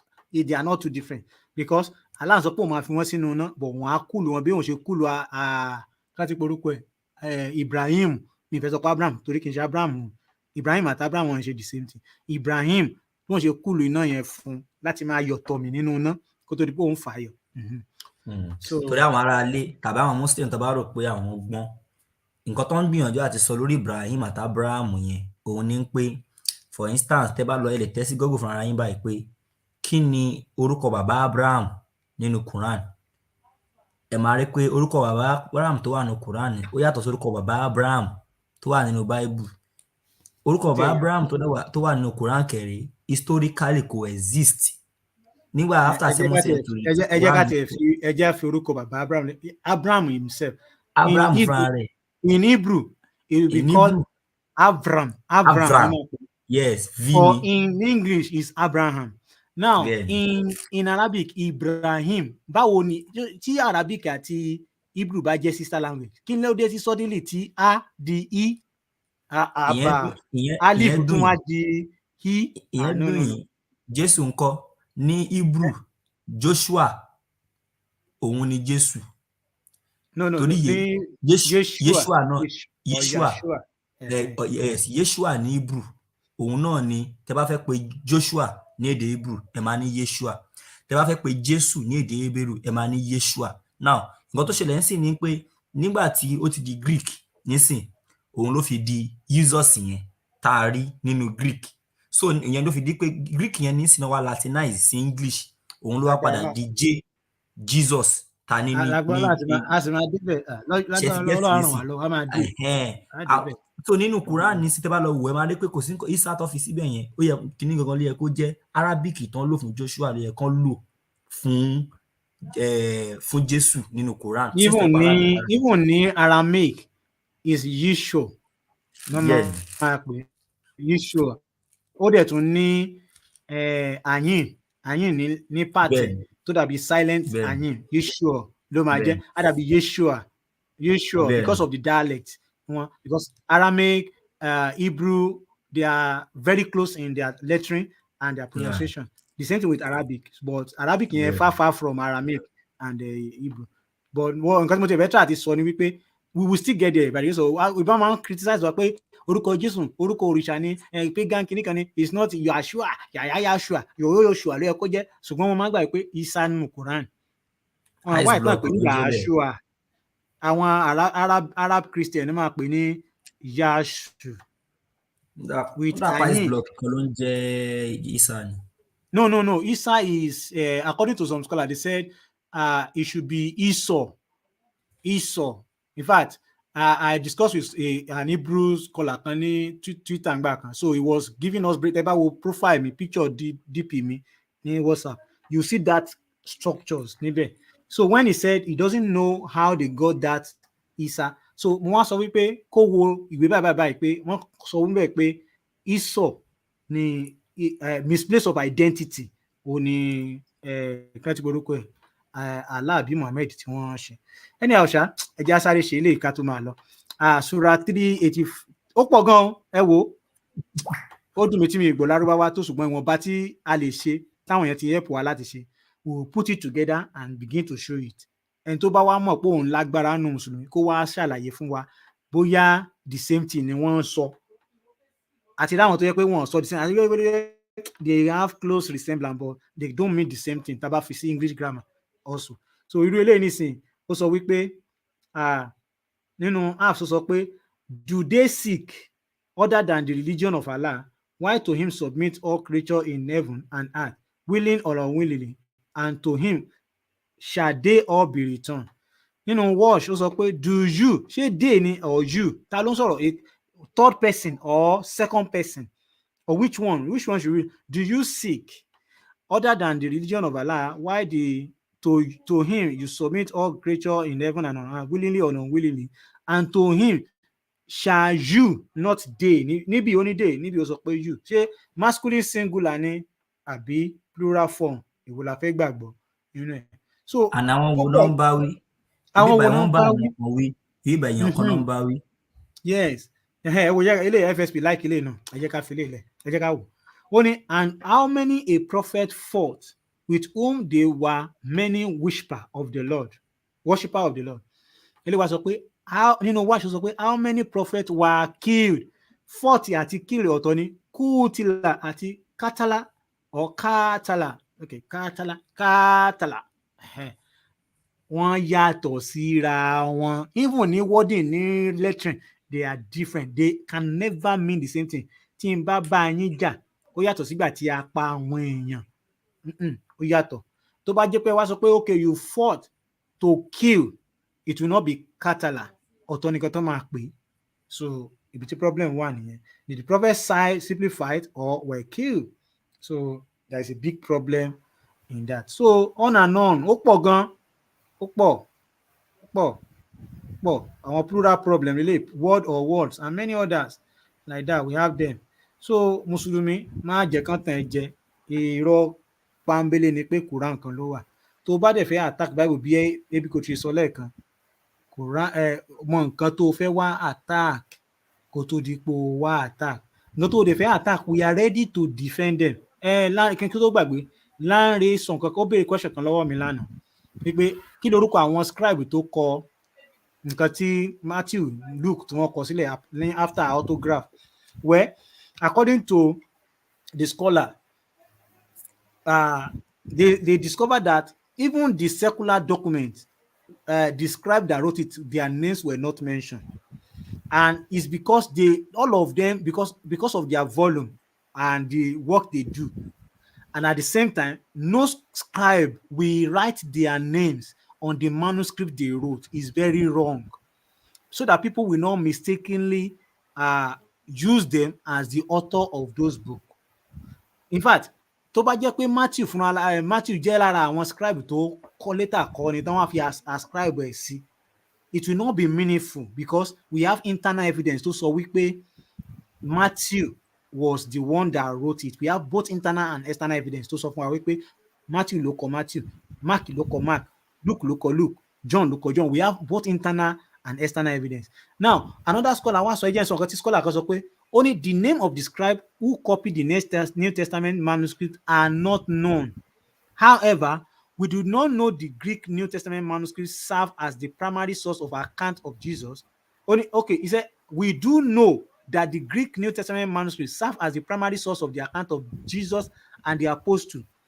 The works of the scribe is continued by preserving copy of the New Testament, howbeit in digital rather the material for generation. So then, it kind of also only they don't. The reason why their names of the scribe were not mentioned is because they don't want to take credit for what they have done. Because as a scribe came out, according to me, I'm the one that wrote this. I'm the one that wrote it. No, it doesn't make any sense. Now, according to, you cannot even compare Quran to the Bible. They have two different books and they have different volumes. You cannot compare Quran kalẹ̀, either eléyìí tó ní 114 chapter, eléyìí tó ní 112 chapter, eléyìí tó ní 116 chapter, eléyìí tó ní 112 chapter and 110 chapter. Tá a bá gbé sílẹ̀ kò tó the book of Psalm. Either in verses, the book of Psalm has 31,000 verses. Quran tán ní lọ́wọ́ lónìí is just 6,000 verses. The book of Psalm jẹ́ 150 chapters. Quran jẹ́ ó kéré sí the book of Psalm. And in content and the value of the content, tán bá ka the book of Psalm láti bẹ̀rẹ̀ dópin, tán bá ka Quran, màá prefer láti hug the book of Psalm than to hug Quran, because ẹ bá ka Quran nonsense ló ń bẹ nínú rẹ̀. Ẹ lọ dánwò, ẹ lọ jókòó ẹ ka New Testament, ẹ ka Quran láti chapter 1 wọn dé ìparí, kẹ́ wo bóyá ẹ máa ní any inspiration kankan or ẹ máa feel anything. Mo wá dí àyín kẹ́ lọ ka the book of Psalm. Ẹ gbé sílẹ̀, ẹ kà láti bẹ̀rẹ̀ dópin, kẹ́ wo nǹkan tó máa ṣẹlẹ̀ at the end of the day. Ẹ má lọ sínú gospel, ẹ má lọ sínú Jeremiah, ẹ kà gbé the book of Psalm nìkan. Tẹ́ bá rántí pé láyé àtijọ́ tó máa ń ṣe Gideon Dash Me, ẹ má bínú pé mo pè ní title yẹn, Gideon Dash Me Bible tó máa ń pè ní secondary school, bàtà àwọn second wọ́n fún wa ní Gideon Dash Me Bible. Gideon ló ṣe jáde lórí translate ló gbé jáde. Tẹ́ bá wo àwọn kéékèèké New Testament kéékèèké yẹn, lẹ́yìn ìgbà tẹ́ bá rí Revelation tẹ́ ẹ máa rí the book of Psalm lẹ́yìn ẹ̀, because tẹ́ ẹ bá ka New Testament tẹ́ ẹ bá ka book of Psalm, it will help you to sync yourself with what you have read. So, and the gospel himself is in the book of Psalm. Take it out. The death and the resurrection of Jesus were predicted in the book of Psalm. And even the book of Isaiah, the same thing. So, in a nutshell, the name of the scribe of the New Testament were not known, and it doesn't stop the fact that they are doing the copies of the existing material that were known. So, if your own, you can mention names. How do we know those people, sir? How do we know that the people that were saying, according to this, is it not somebody that wrote it? What 200 years after Muhammad was when they wrote Hadith that you are reading. The Hadith where you got the information from were written 200 years after. So how do we know those people actually know Muhammad? There is no evidence. So as far as I'm concerned, I think we can be guarantee of our New Testament, and to our challenge you already any other thing, we can take them up after. By the grace of God, I will still be coming once in a while to present my material on the New Testament and on the Quran, what their scholars say, what we have discovered. I will continue to come. We don't want debate any longer. Let them do their own reputation and tag us. When we see them, we'll pick them up, we will respond back to them. Because I don't think debate can solve the problem. Because we don't hear Arabic. so tó bá di pé ara àwọn tó ní Arabic tó mọ Arabic láàrin wa wọ́n lẹ́wọ̀n gbé sójú screen tó máa kàkàkà fún wa kò sí bá ṣe fẹ́ mọ̀ wọ́n ti ṣe fún èmi àti baby code rí baby code sì wà ń bẹ̀. mo wà ń bí bẹ́ẹ̀ wọ́n ni ṣe fún yín rí àbọ̀ ṣe fún yín rí tán dédé ń ka wọ́n ti irọ́ ṣe fún rí yín. dáadáa. Bra Samad náà wọ́n ti gbé jẹbutẹ́lé Bra Samad lọ́wọ́ rí tán ní ọpẹ́lọpẹ́ Google Lens tó translate ẹ̀ fún wọn ó kàn jẹ́ pé FSP ò kàn wọ́rì tí wọ́n ní FSP asinobi ní èmi ò gbọ́ Arabic ẹ má wọ́rì kí ni tó sọ we now deal with them based on but èmi máa wá fi ìdí kókó nǹkan tó sọ tó kà jáde I want to know why you read it where did you get it from bí mi ṣe fẹ́ ń tèmi nù so bó ṣe rí nìyẹn Ọlọ́run ràn wá lọ́wọ́ FSP Bra Samad nǹkan ó yà àgbọ̀n. Bra Samad bí wọ́n wà ní meeting ni mímu now ẹ ti rẹ́ mi jẹ ibi tẹ́ ẹ̀dẹ̀ ti fi rẹ́ mi jẹ náà ni pé mò ń retí kí Bra Rufus you are welcome kẹ́ ẹ gbé mi lọ sí ibi tí mo fẹ́ràn jùlọ nínú variances Àjíìtà òun ni mo wá fẹ́ ká tó lè lọ àfi ká débẹ̀ ó yá àjọ débẹ̀ ni á débẹ̀ dandan ni. tí ń retí ẹ má yọ mí kúrò ní screen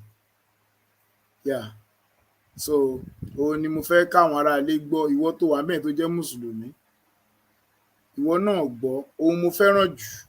àwọn náà fẹ́ràn jù èmi náà support yìí òun mo fẹ́ràn jù. òun lè fẹ́ràn jù. بل عجبت ويسخرون Balaji Peter Wayaskaro Balaji Peter Wayaskaro. Àwọn ni mo like sáìtì kan náà wà TMD mo ti gbàgbé sáìtì kejì yẹn wọ́n ti kùn ní kọ́lọ̀ tẹ́ bá ti rí ìtàn kùn ní kọ́lọ̀ ẹ ti mọ̀ pé àti débẹ̀ eléyìí ìtàn kùn ní kọ́lọ̀ pọ́pù yìí ẹ jẹ́ ká gbọ́ Balaji Peter Wayaskaro ẹ jẹ́ ká gbélé. بل عجبت ويسخرون Balaji Wayaskaro ìyẹn ní Balaji Wayaskaro ìkejì ní Balaji Wayaskaro bra ṣe wọn láwọn download ẹ lórí fóònù náà mo fẹ́ béèrè lọ kí lorúkọ áàpù tán download èmi náà nídìí. ẹ jọ ẹ bá wa rí áàpù yẹn wa náà nílò ẹ bá àti ẹ gbọ́ ká bá ń play báyìí Balaji tàbí Balaji 2 I wonder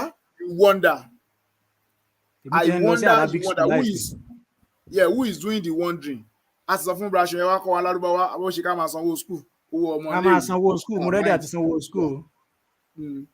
Balaji ẹ jẹ́ ká gbọ́ ẹ̀yin ara lé o ìwọ tó wà mẹ́ẹ̀ tó jẹ́ mùsùlùmí a ò ṣe nítorí kó lè jẹ́ àwàdà ṣùgbọ́n à ń sòdodo fún ọ Kùránì kankan ló wà o Balaji tà ní àbí Balaji 2 méjèèjì ni Allah reveal ní àbẹ́yọ kan I wonder you wonder. Báwo ni ẹnìkan ṣálà ló wonder ni àbí Muhammad who is doing the wondering ìbéèrè lárí táfi kásẹ̀ tó lẹ̀ ẹ máa gbàdúrà fún wa Brasho ẹ máa sẹ́ndì app yẹn sí wa kárí ibi tí àwọn variances yẹn a fẹ́ rí àwa náà níjẹ̀ ẹ máa gbàdúrà fún wa fún orí Bridge Quran ó dàbí Bridge Quran ṣé náà pé so ẹ máa gbàdúrà fún wa ẹ jọ̀ọ́ ẹ jẹ́ ká gbàdúrà fún àwọn mùsùlùmí ẹ má jẹ́ ká ta wọ́n nù ẹ má jẹ́ ká kórìíra wọn ẹ má jẹ́ ká rí wọn bí ẹni tí kò tí ì rí nǹkan tá a rí gẹ́rẹ́ tójú wọn bá là bí ojú Brasho ń ṣe là gẹ́rẹ́ tójú wọn là bí ojú Bra Rafiu Sunday ṣe là gẹ́rẹ́ tójú wọn bá là bí ojú àwọn ènìyàn ṣe là káàkiri wọn ò rí nǹkan tá a rí ìdí nìyẹn tá a ṣe gbọ́dọ̀ máa fi wọn sínú àdúrà lóòrèkóòrè èmi ò bínú sí wọn kò sì yẹ ká bínú sí wọn tẹ bá rí mùsùlùmí tó ń ṣe kọ́ńtà n tó bò lójú òun ló bò lójú o gẹ́rẹ́ tí pẹpẹ náà bá ti ṣíbọ́ yóò rí Kristi yóò sì wárìrì níwájú Jésù ṣé Bra Samad fẹ́ fi àfikún sí ní ṣókí ni ká tó parí ètò àbí mo rí pọ́n ti change you are welcome go ahead. bẹ́ẹ̀ ni FSP jàre ṣeun mi ò ní mọ̀ sí ẹ ti sọ gbọ́rọ̀ actually but mo kàn it's really concerning fún àwọn mùsùlùmí because I don't just know bí bẹ́ẹ̀ sọ bóyá nǹkan kan ń bò wọ́n lójú ni àbí they are just being deliberately mischievous in lying, in being deceptive because mi ò kò yé mi kò tiẹ̀ yé mi rárá because I can't even fathom it mo sọ fún pé kán bírò èmi sínú inú Islam gan tí bá ti bẹ̀rẹ̀ sí ní kà tí mo ka gbogbo àwọn ìwé tí mo rí àwọn ìwà àti ìṣe Muhammad I cannot. Well, for example, Nabil tí ó ṣaláìsí yẹn tó jẹ́ tóun àti David Wood tó ń jọ ṣe kíní for Koresh fún 3 years. Arákùnrin yẹn sọ pé ìgbà tóun meet David wọ́n tó ṣe pé wọ́n ti brainwash ẹ̀ láti kékeré, of course, no doubt. Ó ní ìgbà tóun meet David Wood pé táwọn bẹ̀rẹ̀ sí ní pé first time tó máa rí Christian tí ó lè defend Bible òun ní ìgbà tóun meet David Wood ní school. Ipò dẹ̀ máa ń rí tó máa ń ka Bible. Ipò bọ̀dọ̀ òun máa ń fẹ́ lọ máa taunt ẹ̀ just to provoke him pé kò mọ Bible to just show Bible is corrupted and all of that. But òun wá rí pé responses tí David Wood máa ń fún pé òun ráwọn Christian tó respond fún òun rí bẹ́ẹ̀ yẹn, just like bí Brano àṣẹ lọ bá Adégún àtẹ́yìn náà lọ bá Adépọ̀jù, you understand, to expose their lies. Ó ní pé first time tó máa rí Christian tó máa lè stand up to him nìyẹn, pé òun believe pé òun mọ Bible ju anybody lọ, bí Adégún àná ṣe máa ń boast pé kò sí anybody tó mọ Bible tó, ipe but òun máa tó máa ti wá lọ, òun máa wo àwọn responses David Wood kó máa lọ review ẹ̀ who is this guy, why, I mean, all this thing is saying ó máa make sense kẹ̀, you understand that what this guy is saying is making sense. Tó ń bá lọ check, tó ń bá lọ go back and reflect and check. Then for almost 3 years táwọn ti jọ bẹ̀rẹ̀ sí ní fà mọ́ra wọn ló wá rí pé gbogbo nǹkan tí David Wood sọ, tó ń sọ nípa Quran, tó ń sọ nípa hadith, tó ń sọ nípa his prophet, but this guy was real and these things were true, but àwọn àfa àwọn irọ́ ni wọ́n pa fún òun, but òun náà ṣe mọ̀, being an educated person, he has the sources, òun náà bẹ̀rẹ̀ sí ní research and go further into it. Bóyí bàbá yẹn sọ pé no, truly, tó ń kà nípa ìgbé ayé Muhammad, he had to leave Islam, that person, that Muhammad, that character cannot be a prophet that will lead him to eternity, and that's how he gave up on Islam. So Kenny, let's just keep researching. Irú Ọlárin tá à ń pè tó ń deny sources, because nǹkan tá a kà FSP yẹn pé láàárọ̀ mo bá sọ nípa hadith, èmi ò tẹ̀ sọ nípa hadith náà, mo ń sọ nípa history of our Tabari. Is volume 3, where I have it here, volume 3 ló sọ nípa incident Zainab àti kìnìún àti Saidi. He wrote it because he's an historian, he's an Islamic historian. It's not just even hadith now. He put it in that book, in that history of At-Tabari. Then there are even other darker evil things tó kọ́ ní Arabic tí wọ́n translate in English. Ibẹ̀ ni ti ẹ bá ti rí any text ẹ fẹ́ translate, ẹ jẹ́ fún yín ní concept ẹ máa lò. Débi kò dúdà kó yẹ kó lè fún wa ní idea náà, torí pé ó dà kó náà ti yẹ kó get kẹtàn. Ẹ lọ sí ẹmọ title wey tẹ fẹ́ translate, ẹ wá lọ sí ChatGPT, ẹ mention wey pé translate he will translate it perfectly, correctly, without any error, like bí Google ṣe máa commit a blunder, no. Oh yeah, FSP baby code. Oh yeah, bá wa ṣe 16 privileges Mohammed yẹn. I think it's on one of their websites. I think the website of the Kingdom of Jordan, 16 privileges of Muhammad. Let our Muslims deny privileges, and one of those privileges, when his eyes falls on any woman, whether it's a Muslim or any married woman, ọkọ ẹ gbọ́dọ̀ divorce ẹ, ọkọ obìnrin yẹn tó bá wọn gbọ́dọ̀ divorce ẹ so that Muhammad can, you know what I mean, can have láti wo láta. You know, these things are written in their books. Ẹ jẹ́ wá data ẹ máa deny. Why are these people like this? Why did and mo sọ fún yín láàrin ara wọn tó jẹ́ nínú tẹ́ bá rántí nǹkan tí David náà lọ expose kìíní ẹ̀ ipe Yasakadi tó bá ti dáàrin àwọn mùsùlùmí tó mọ nǹkan kan wọ́n máa parọ́ fún àwọn ọ̀rọ̀ yẹn, but tó bá ti dọ́dọ̀ àwọn student of knowledge wọn tó mọ̀ pé they have potential to become scholars, irú Mohammed Hijab ṣẹ̀gbọ́n àti wọ́n fẹ́ tán sọ̀rọ̀ nípa kí ni bàbá yẹn pé ìwé yẹn náà Mushaf ó ní tó ń bá Mohammed Hijab sọ pé tó ń bá fún ní Mushaf to plain, that's plain paper, wípé which of the Qur'ans, which of the versions of Qurans ni Sheikh Yasakadi máa kọ sórí plain Quran. The Sheikh sọ pé it's not an easy thing, that is to say he cannot write any version. Which version is he going to write out of the 37 version? Because he knows it's not only one version of Quran, there are different types of versions of Quran. but àwọn people máa wá síta máa parọ́ fún àwọn mùsùlùmí tí wọ́n mọ̀ nǹkan kan bí irú àwọn tá ń bá sọ̀rọ̀ káàkiri wọ́n máa sọ pé only one Quran. And they are still, even when their scholars have said no, Shabali not it is up, it's not only one Quran, but they've been reading Quran differently all over the years. Sheikh Yasakade has said it. There's this other scholar on Harvard to not testify to it. So why are they all lying? But Ismaila, he knows. But he cannot just help himself to leave this cult. So, let's just keep, exposing them. And I mean, am I carrying that? But because we very encourage you, baby code, you got to share lano. If I can take time here, can expose Olare. You don't to perform lano. Ipe adit, ipe apps konse and don't buy adit. It's a bogus lie. So you can just go law free of it. She understand because he by akpe ni fat okoro so ko irọ́ yẹn a ní láti expose ká expose instantly so that next time kò ní máa parú irọ́ yẹn mọ́. So that's my little submission. Ẹ pàtẹ́ fúnra yín. Sure. Okay, ṣáà láyé ká pàtẹ́ fún yín. Ẹ bá mi share screen mi. Okay.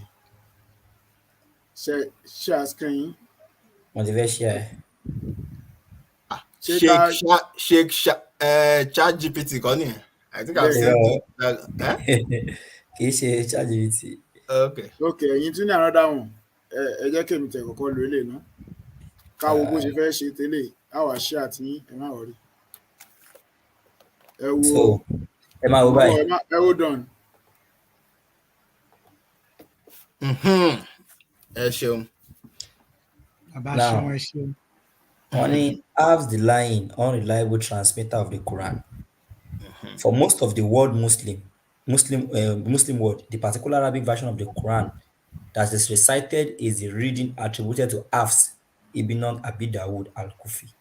What makes this rather ironic, in fact astonishing, is that this specific narrator, reciter of the Quran was known to be a liar, who was an untrustworthy thief. In fact, thief tier 20 qualification. Baby code. Àti share link yẹn gangan yẹn mọ̀ pé òun la lò lẹ́ẹ̀kan yẹn òun nìyẹn link yẹn ló wà nísàlẹ̀ gangan ibẹ̀ ni kíní yẹn wà.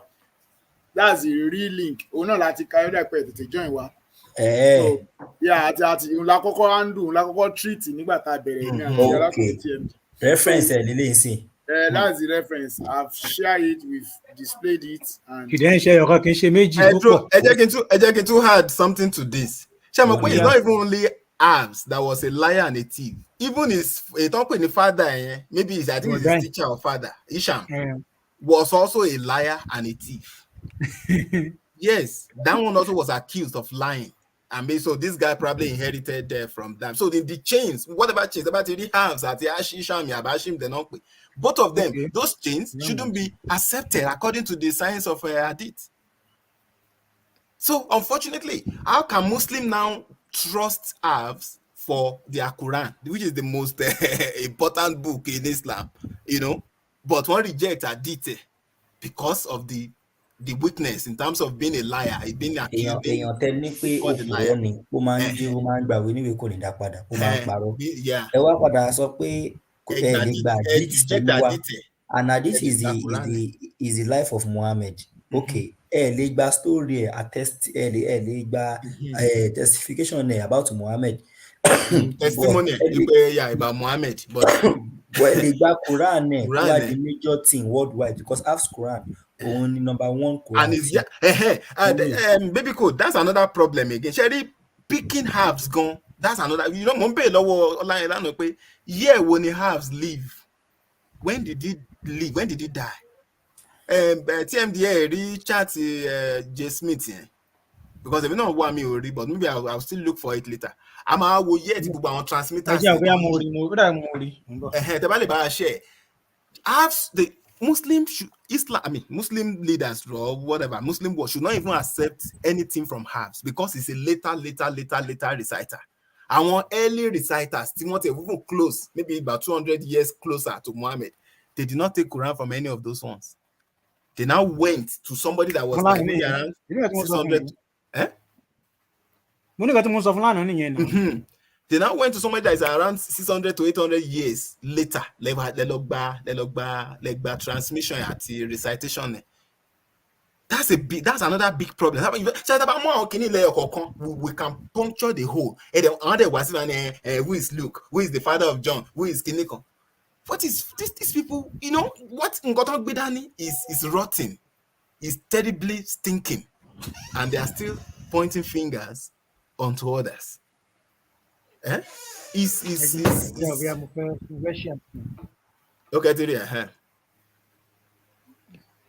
Okay.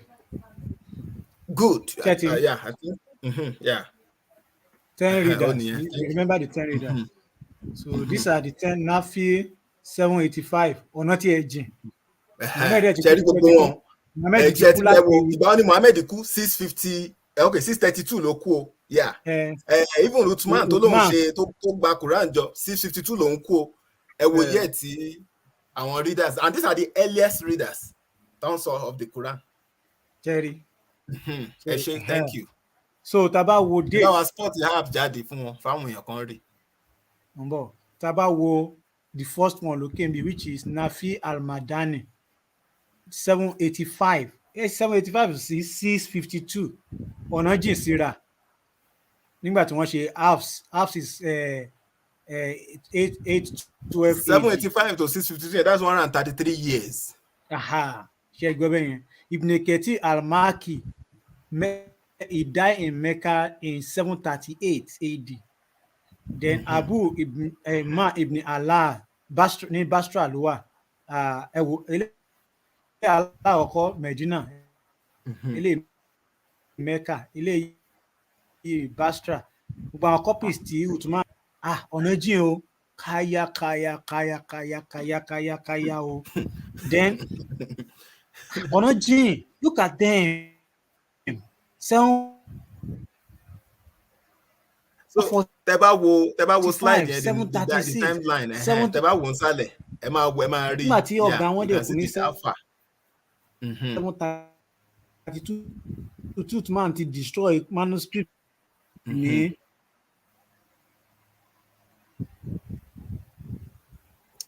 Ṣé halves ni 7 kí ni 790 kílẹ̀ pé mi ò rí nọ́mbà yẹn dáadáa. Ọ̀nà jìn, okay, halves lélẹ̀ 790. 7 kí ni? 96 AD. 796. 796. Ká yọ kúrò nínú time 652. ti Uthman 652. So that's 144 years. 96. 144 years ní sí Uthman. So gbogbo wọn tẹ́ bá wo year yẹn, where none of them okay. 5 problems with halves. Okay. Sí time Muhammad kọ́. Sí time Muhammad, so ìyẹn máa jẹ́ 796 àbí? Okay. Minus 632, that will be 164 years. Yeah, so ẹ jẹ́ ká wá 5 problems. Number 1, he wasn't trustworthy and therefore not suitable. Yeah, because he was a liar and a thief.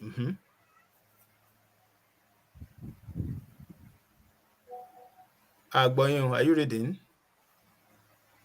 Number 2, he wasn't chosen for textual veracity or authenticity, but for political reason. The second one, he wasn't chosen for textual veracity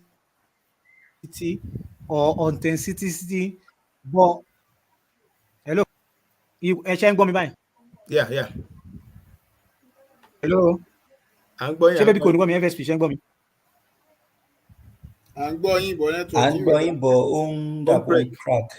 Don't break. Okay, ṣé ẹ ti ń gbọ́ mi dáadáa báyìí? Ẹ jẹ́ ká confirm together. Can you hear me? Ben.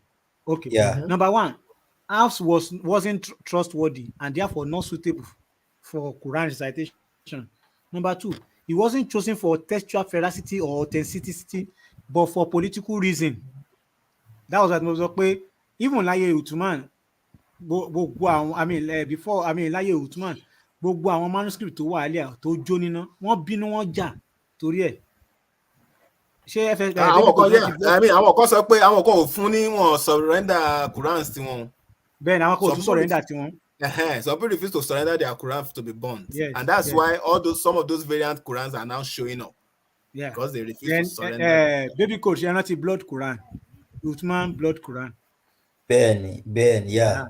Number 3, he ọ̀pá came tó from the sprinkle wrong blood city. ẹ̀. He came from the wrong city. House came from the wrong city. He's not even close to Mecca, To Medina. Hijaz, to Mecca. So he came. Other again, one Nigeria, on the best reciter of the Quran, to Laye Muhammad. Then number 4, he came with the wrong dialect.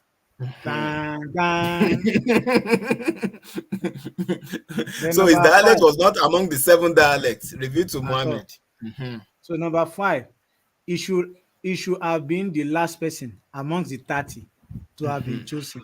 Yeah. Wow. So the first 10, one chose the first 10, one chose from the first 10, one chose from the second 10. Halves,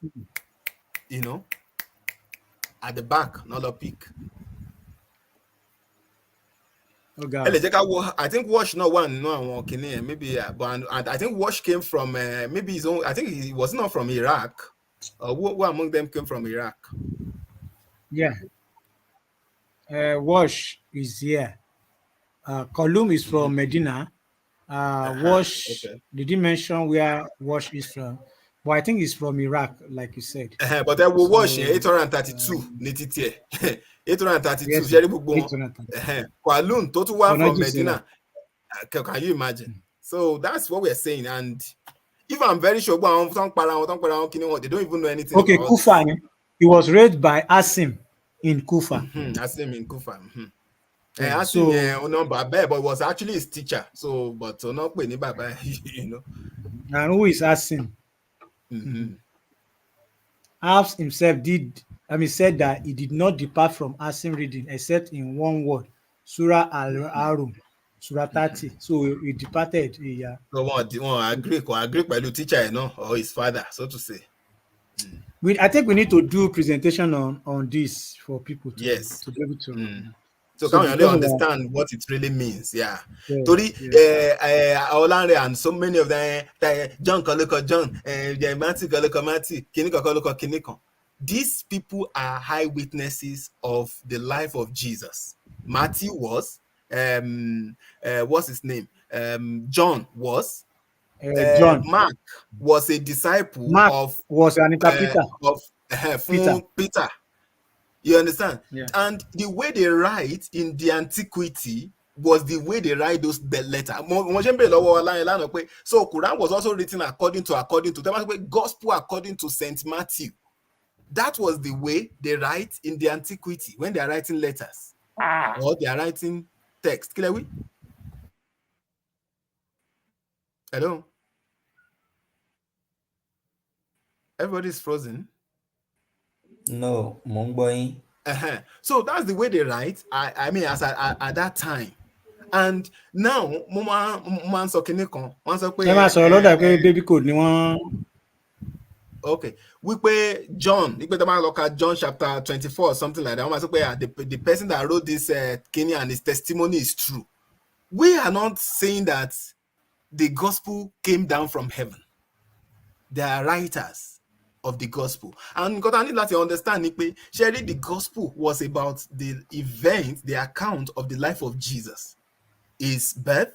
In fact, the prophecy of his birth, right?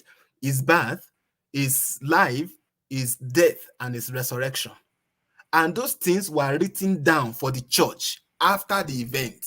It's not immediately that those events occurred that they write the gospel. In fact, there were some of the letters of Paul. They precede the gospel because people had believed. In fact, Thomas verbal memorization that Muslim and claim is even more in the Christendom because the gospel had been, moving, had been spreading verbally, orally, all across the world. Yes. Before they started putting those pen to paper, and that is why they wrote what they have taught. Exactly. because nígbà yẹn kò tí ì sí much of writing, you understand, you like we said, bọ́n copy the gospel, because if you need a copy of the gospel, a scriber, ṣe àwọn gbogbo àwọn Pharisee àtàwọn scribes yẹn, àwọn scribers wà tó pé àwọn ẹni òǹkọ̀wé, they write, àwọn ẹni write, máa ń ṣe duplication or copying of books or text, but it's not as rampant as we have it today.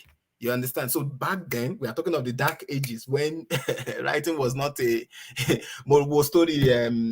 This Martin Luther, you understand? You got to spread message. Is the then jamming by, there was no press, so they have to use hand to write some of their messages, and it was like a poet too, So it was a difficult thing for them.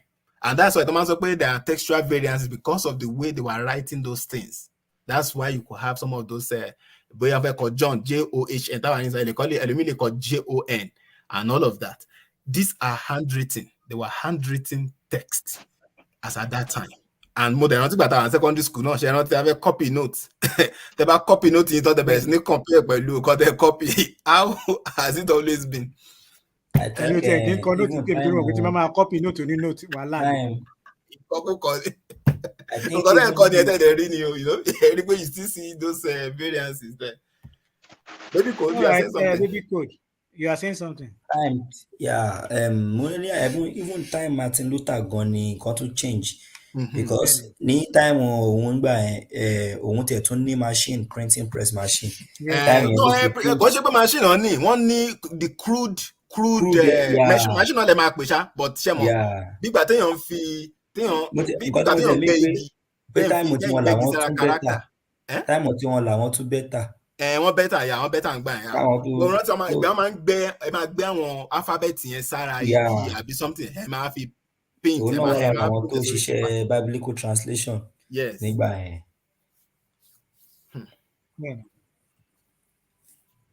Thank God for our Bible. We appreciate the people that did the work to translate, to make sure that Bible circulate around the world, and they are still doing the great job. Mo rántí bọ̀bọ̀ kan Fúlàní tó wà ní North. Ó dìde lọ, wọ́n dẹ̀ raise owó ní social media ní Twitter kan lè print Hausa Fúlàní Bible so that a lè reach. Okay, bọ̀bọ̀ Fúlàní tó pupa tó ga yẹn àbí? The guy is doing a great job. I always follow his what is it called? His movement, and God has already blessed him a lot. So kọ́lọ́njọ́ kó máa dáàbò bò ẹ jẹ́ ká máa gbàdúrà fún wọn dáadáa. They are doing great work. Ẹ jẹ́ máa gbàgbé àwọn tó wà ní field àtàwa náà tá a wà nínú yàrá wa tá a ń ṣe kúbẹ́kúbẹ́ lórí internet. Àwọn gbàgbé wa náà Ọlọ́run àrùn wa. Àwa náà ò ní gbàgbé yín, àwa náà ń gbàdúrà ràn yín lọ́wọ́ o. Ẹ̀yin tẹ́ wà nílé. So kọ́lọ́run kó jọ kó wà pẹ̀lú wa. FSP ẹ máa bá wa káàdì ètò ilẹ̀ ó ti pé wákàtí méjì gẹ́rẹ́gẹ́. It's okay. We tried, honestly. Ẹ̀yin náà lẹ́ẹ̀káàdì ẹlẹ̀ mo ti kú lórí system mi ti kú sórí fóònù wa, so you end. Ó dẹ̀ jẹ́ káàdì ẹlẹ̀ ìgbà náà. Ẹ̀yin ará lé wọ́n ti ní kí n mú ìdí ẹ̀ kí n fi kíní gba sókè kó kúrò nílẹ̀. Ẹ fàdàgbà ètò rọ̀ okay. So bá a ṣe ń fi àdàgbà ètò rọ̀ lọ́wọ́lọ́wọ́ báyìí, so a tún máa padà wá nígbà tí Ọlọ́run bá fún wa ní oore ọ̀fẹ́. Ẹ má gbàgbé, ẹ jẹ́ máa gbàdúrà ran ara wa lọ́wọ́ gẹ́gẹ́ bí Kristẹni. Ọlọ́run á ràn wá lọ́wọ́, ẹ ṣé. Kó tó di ìgbà náà, ire o.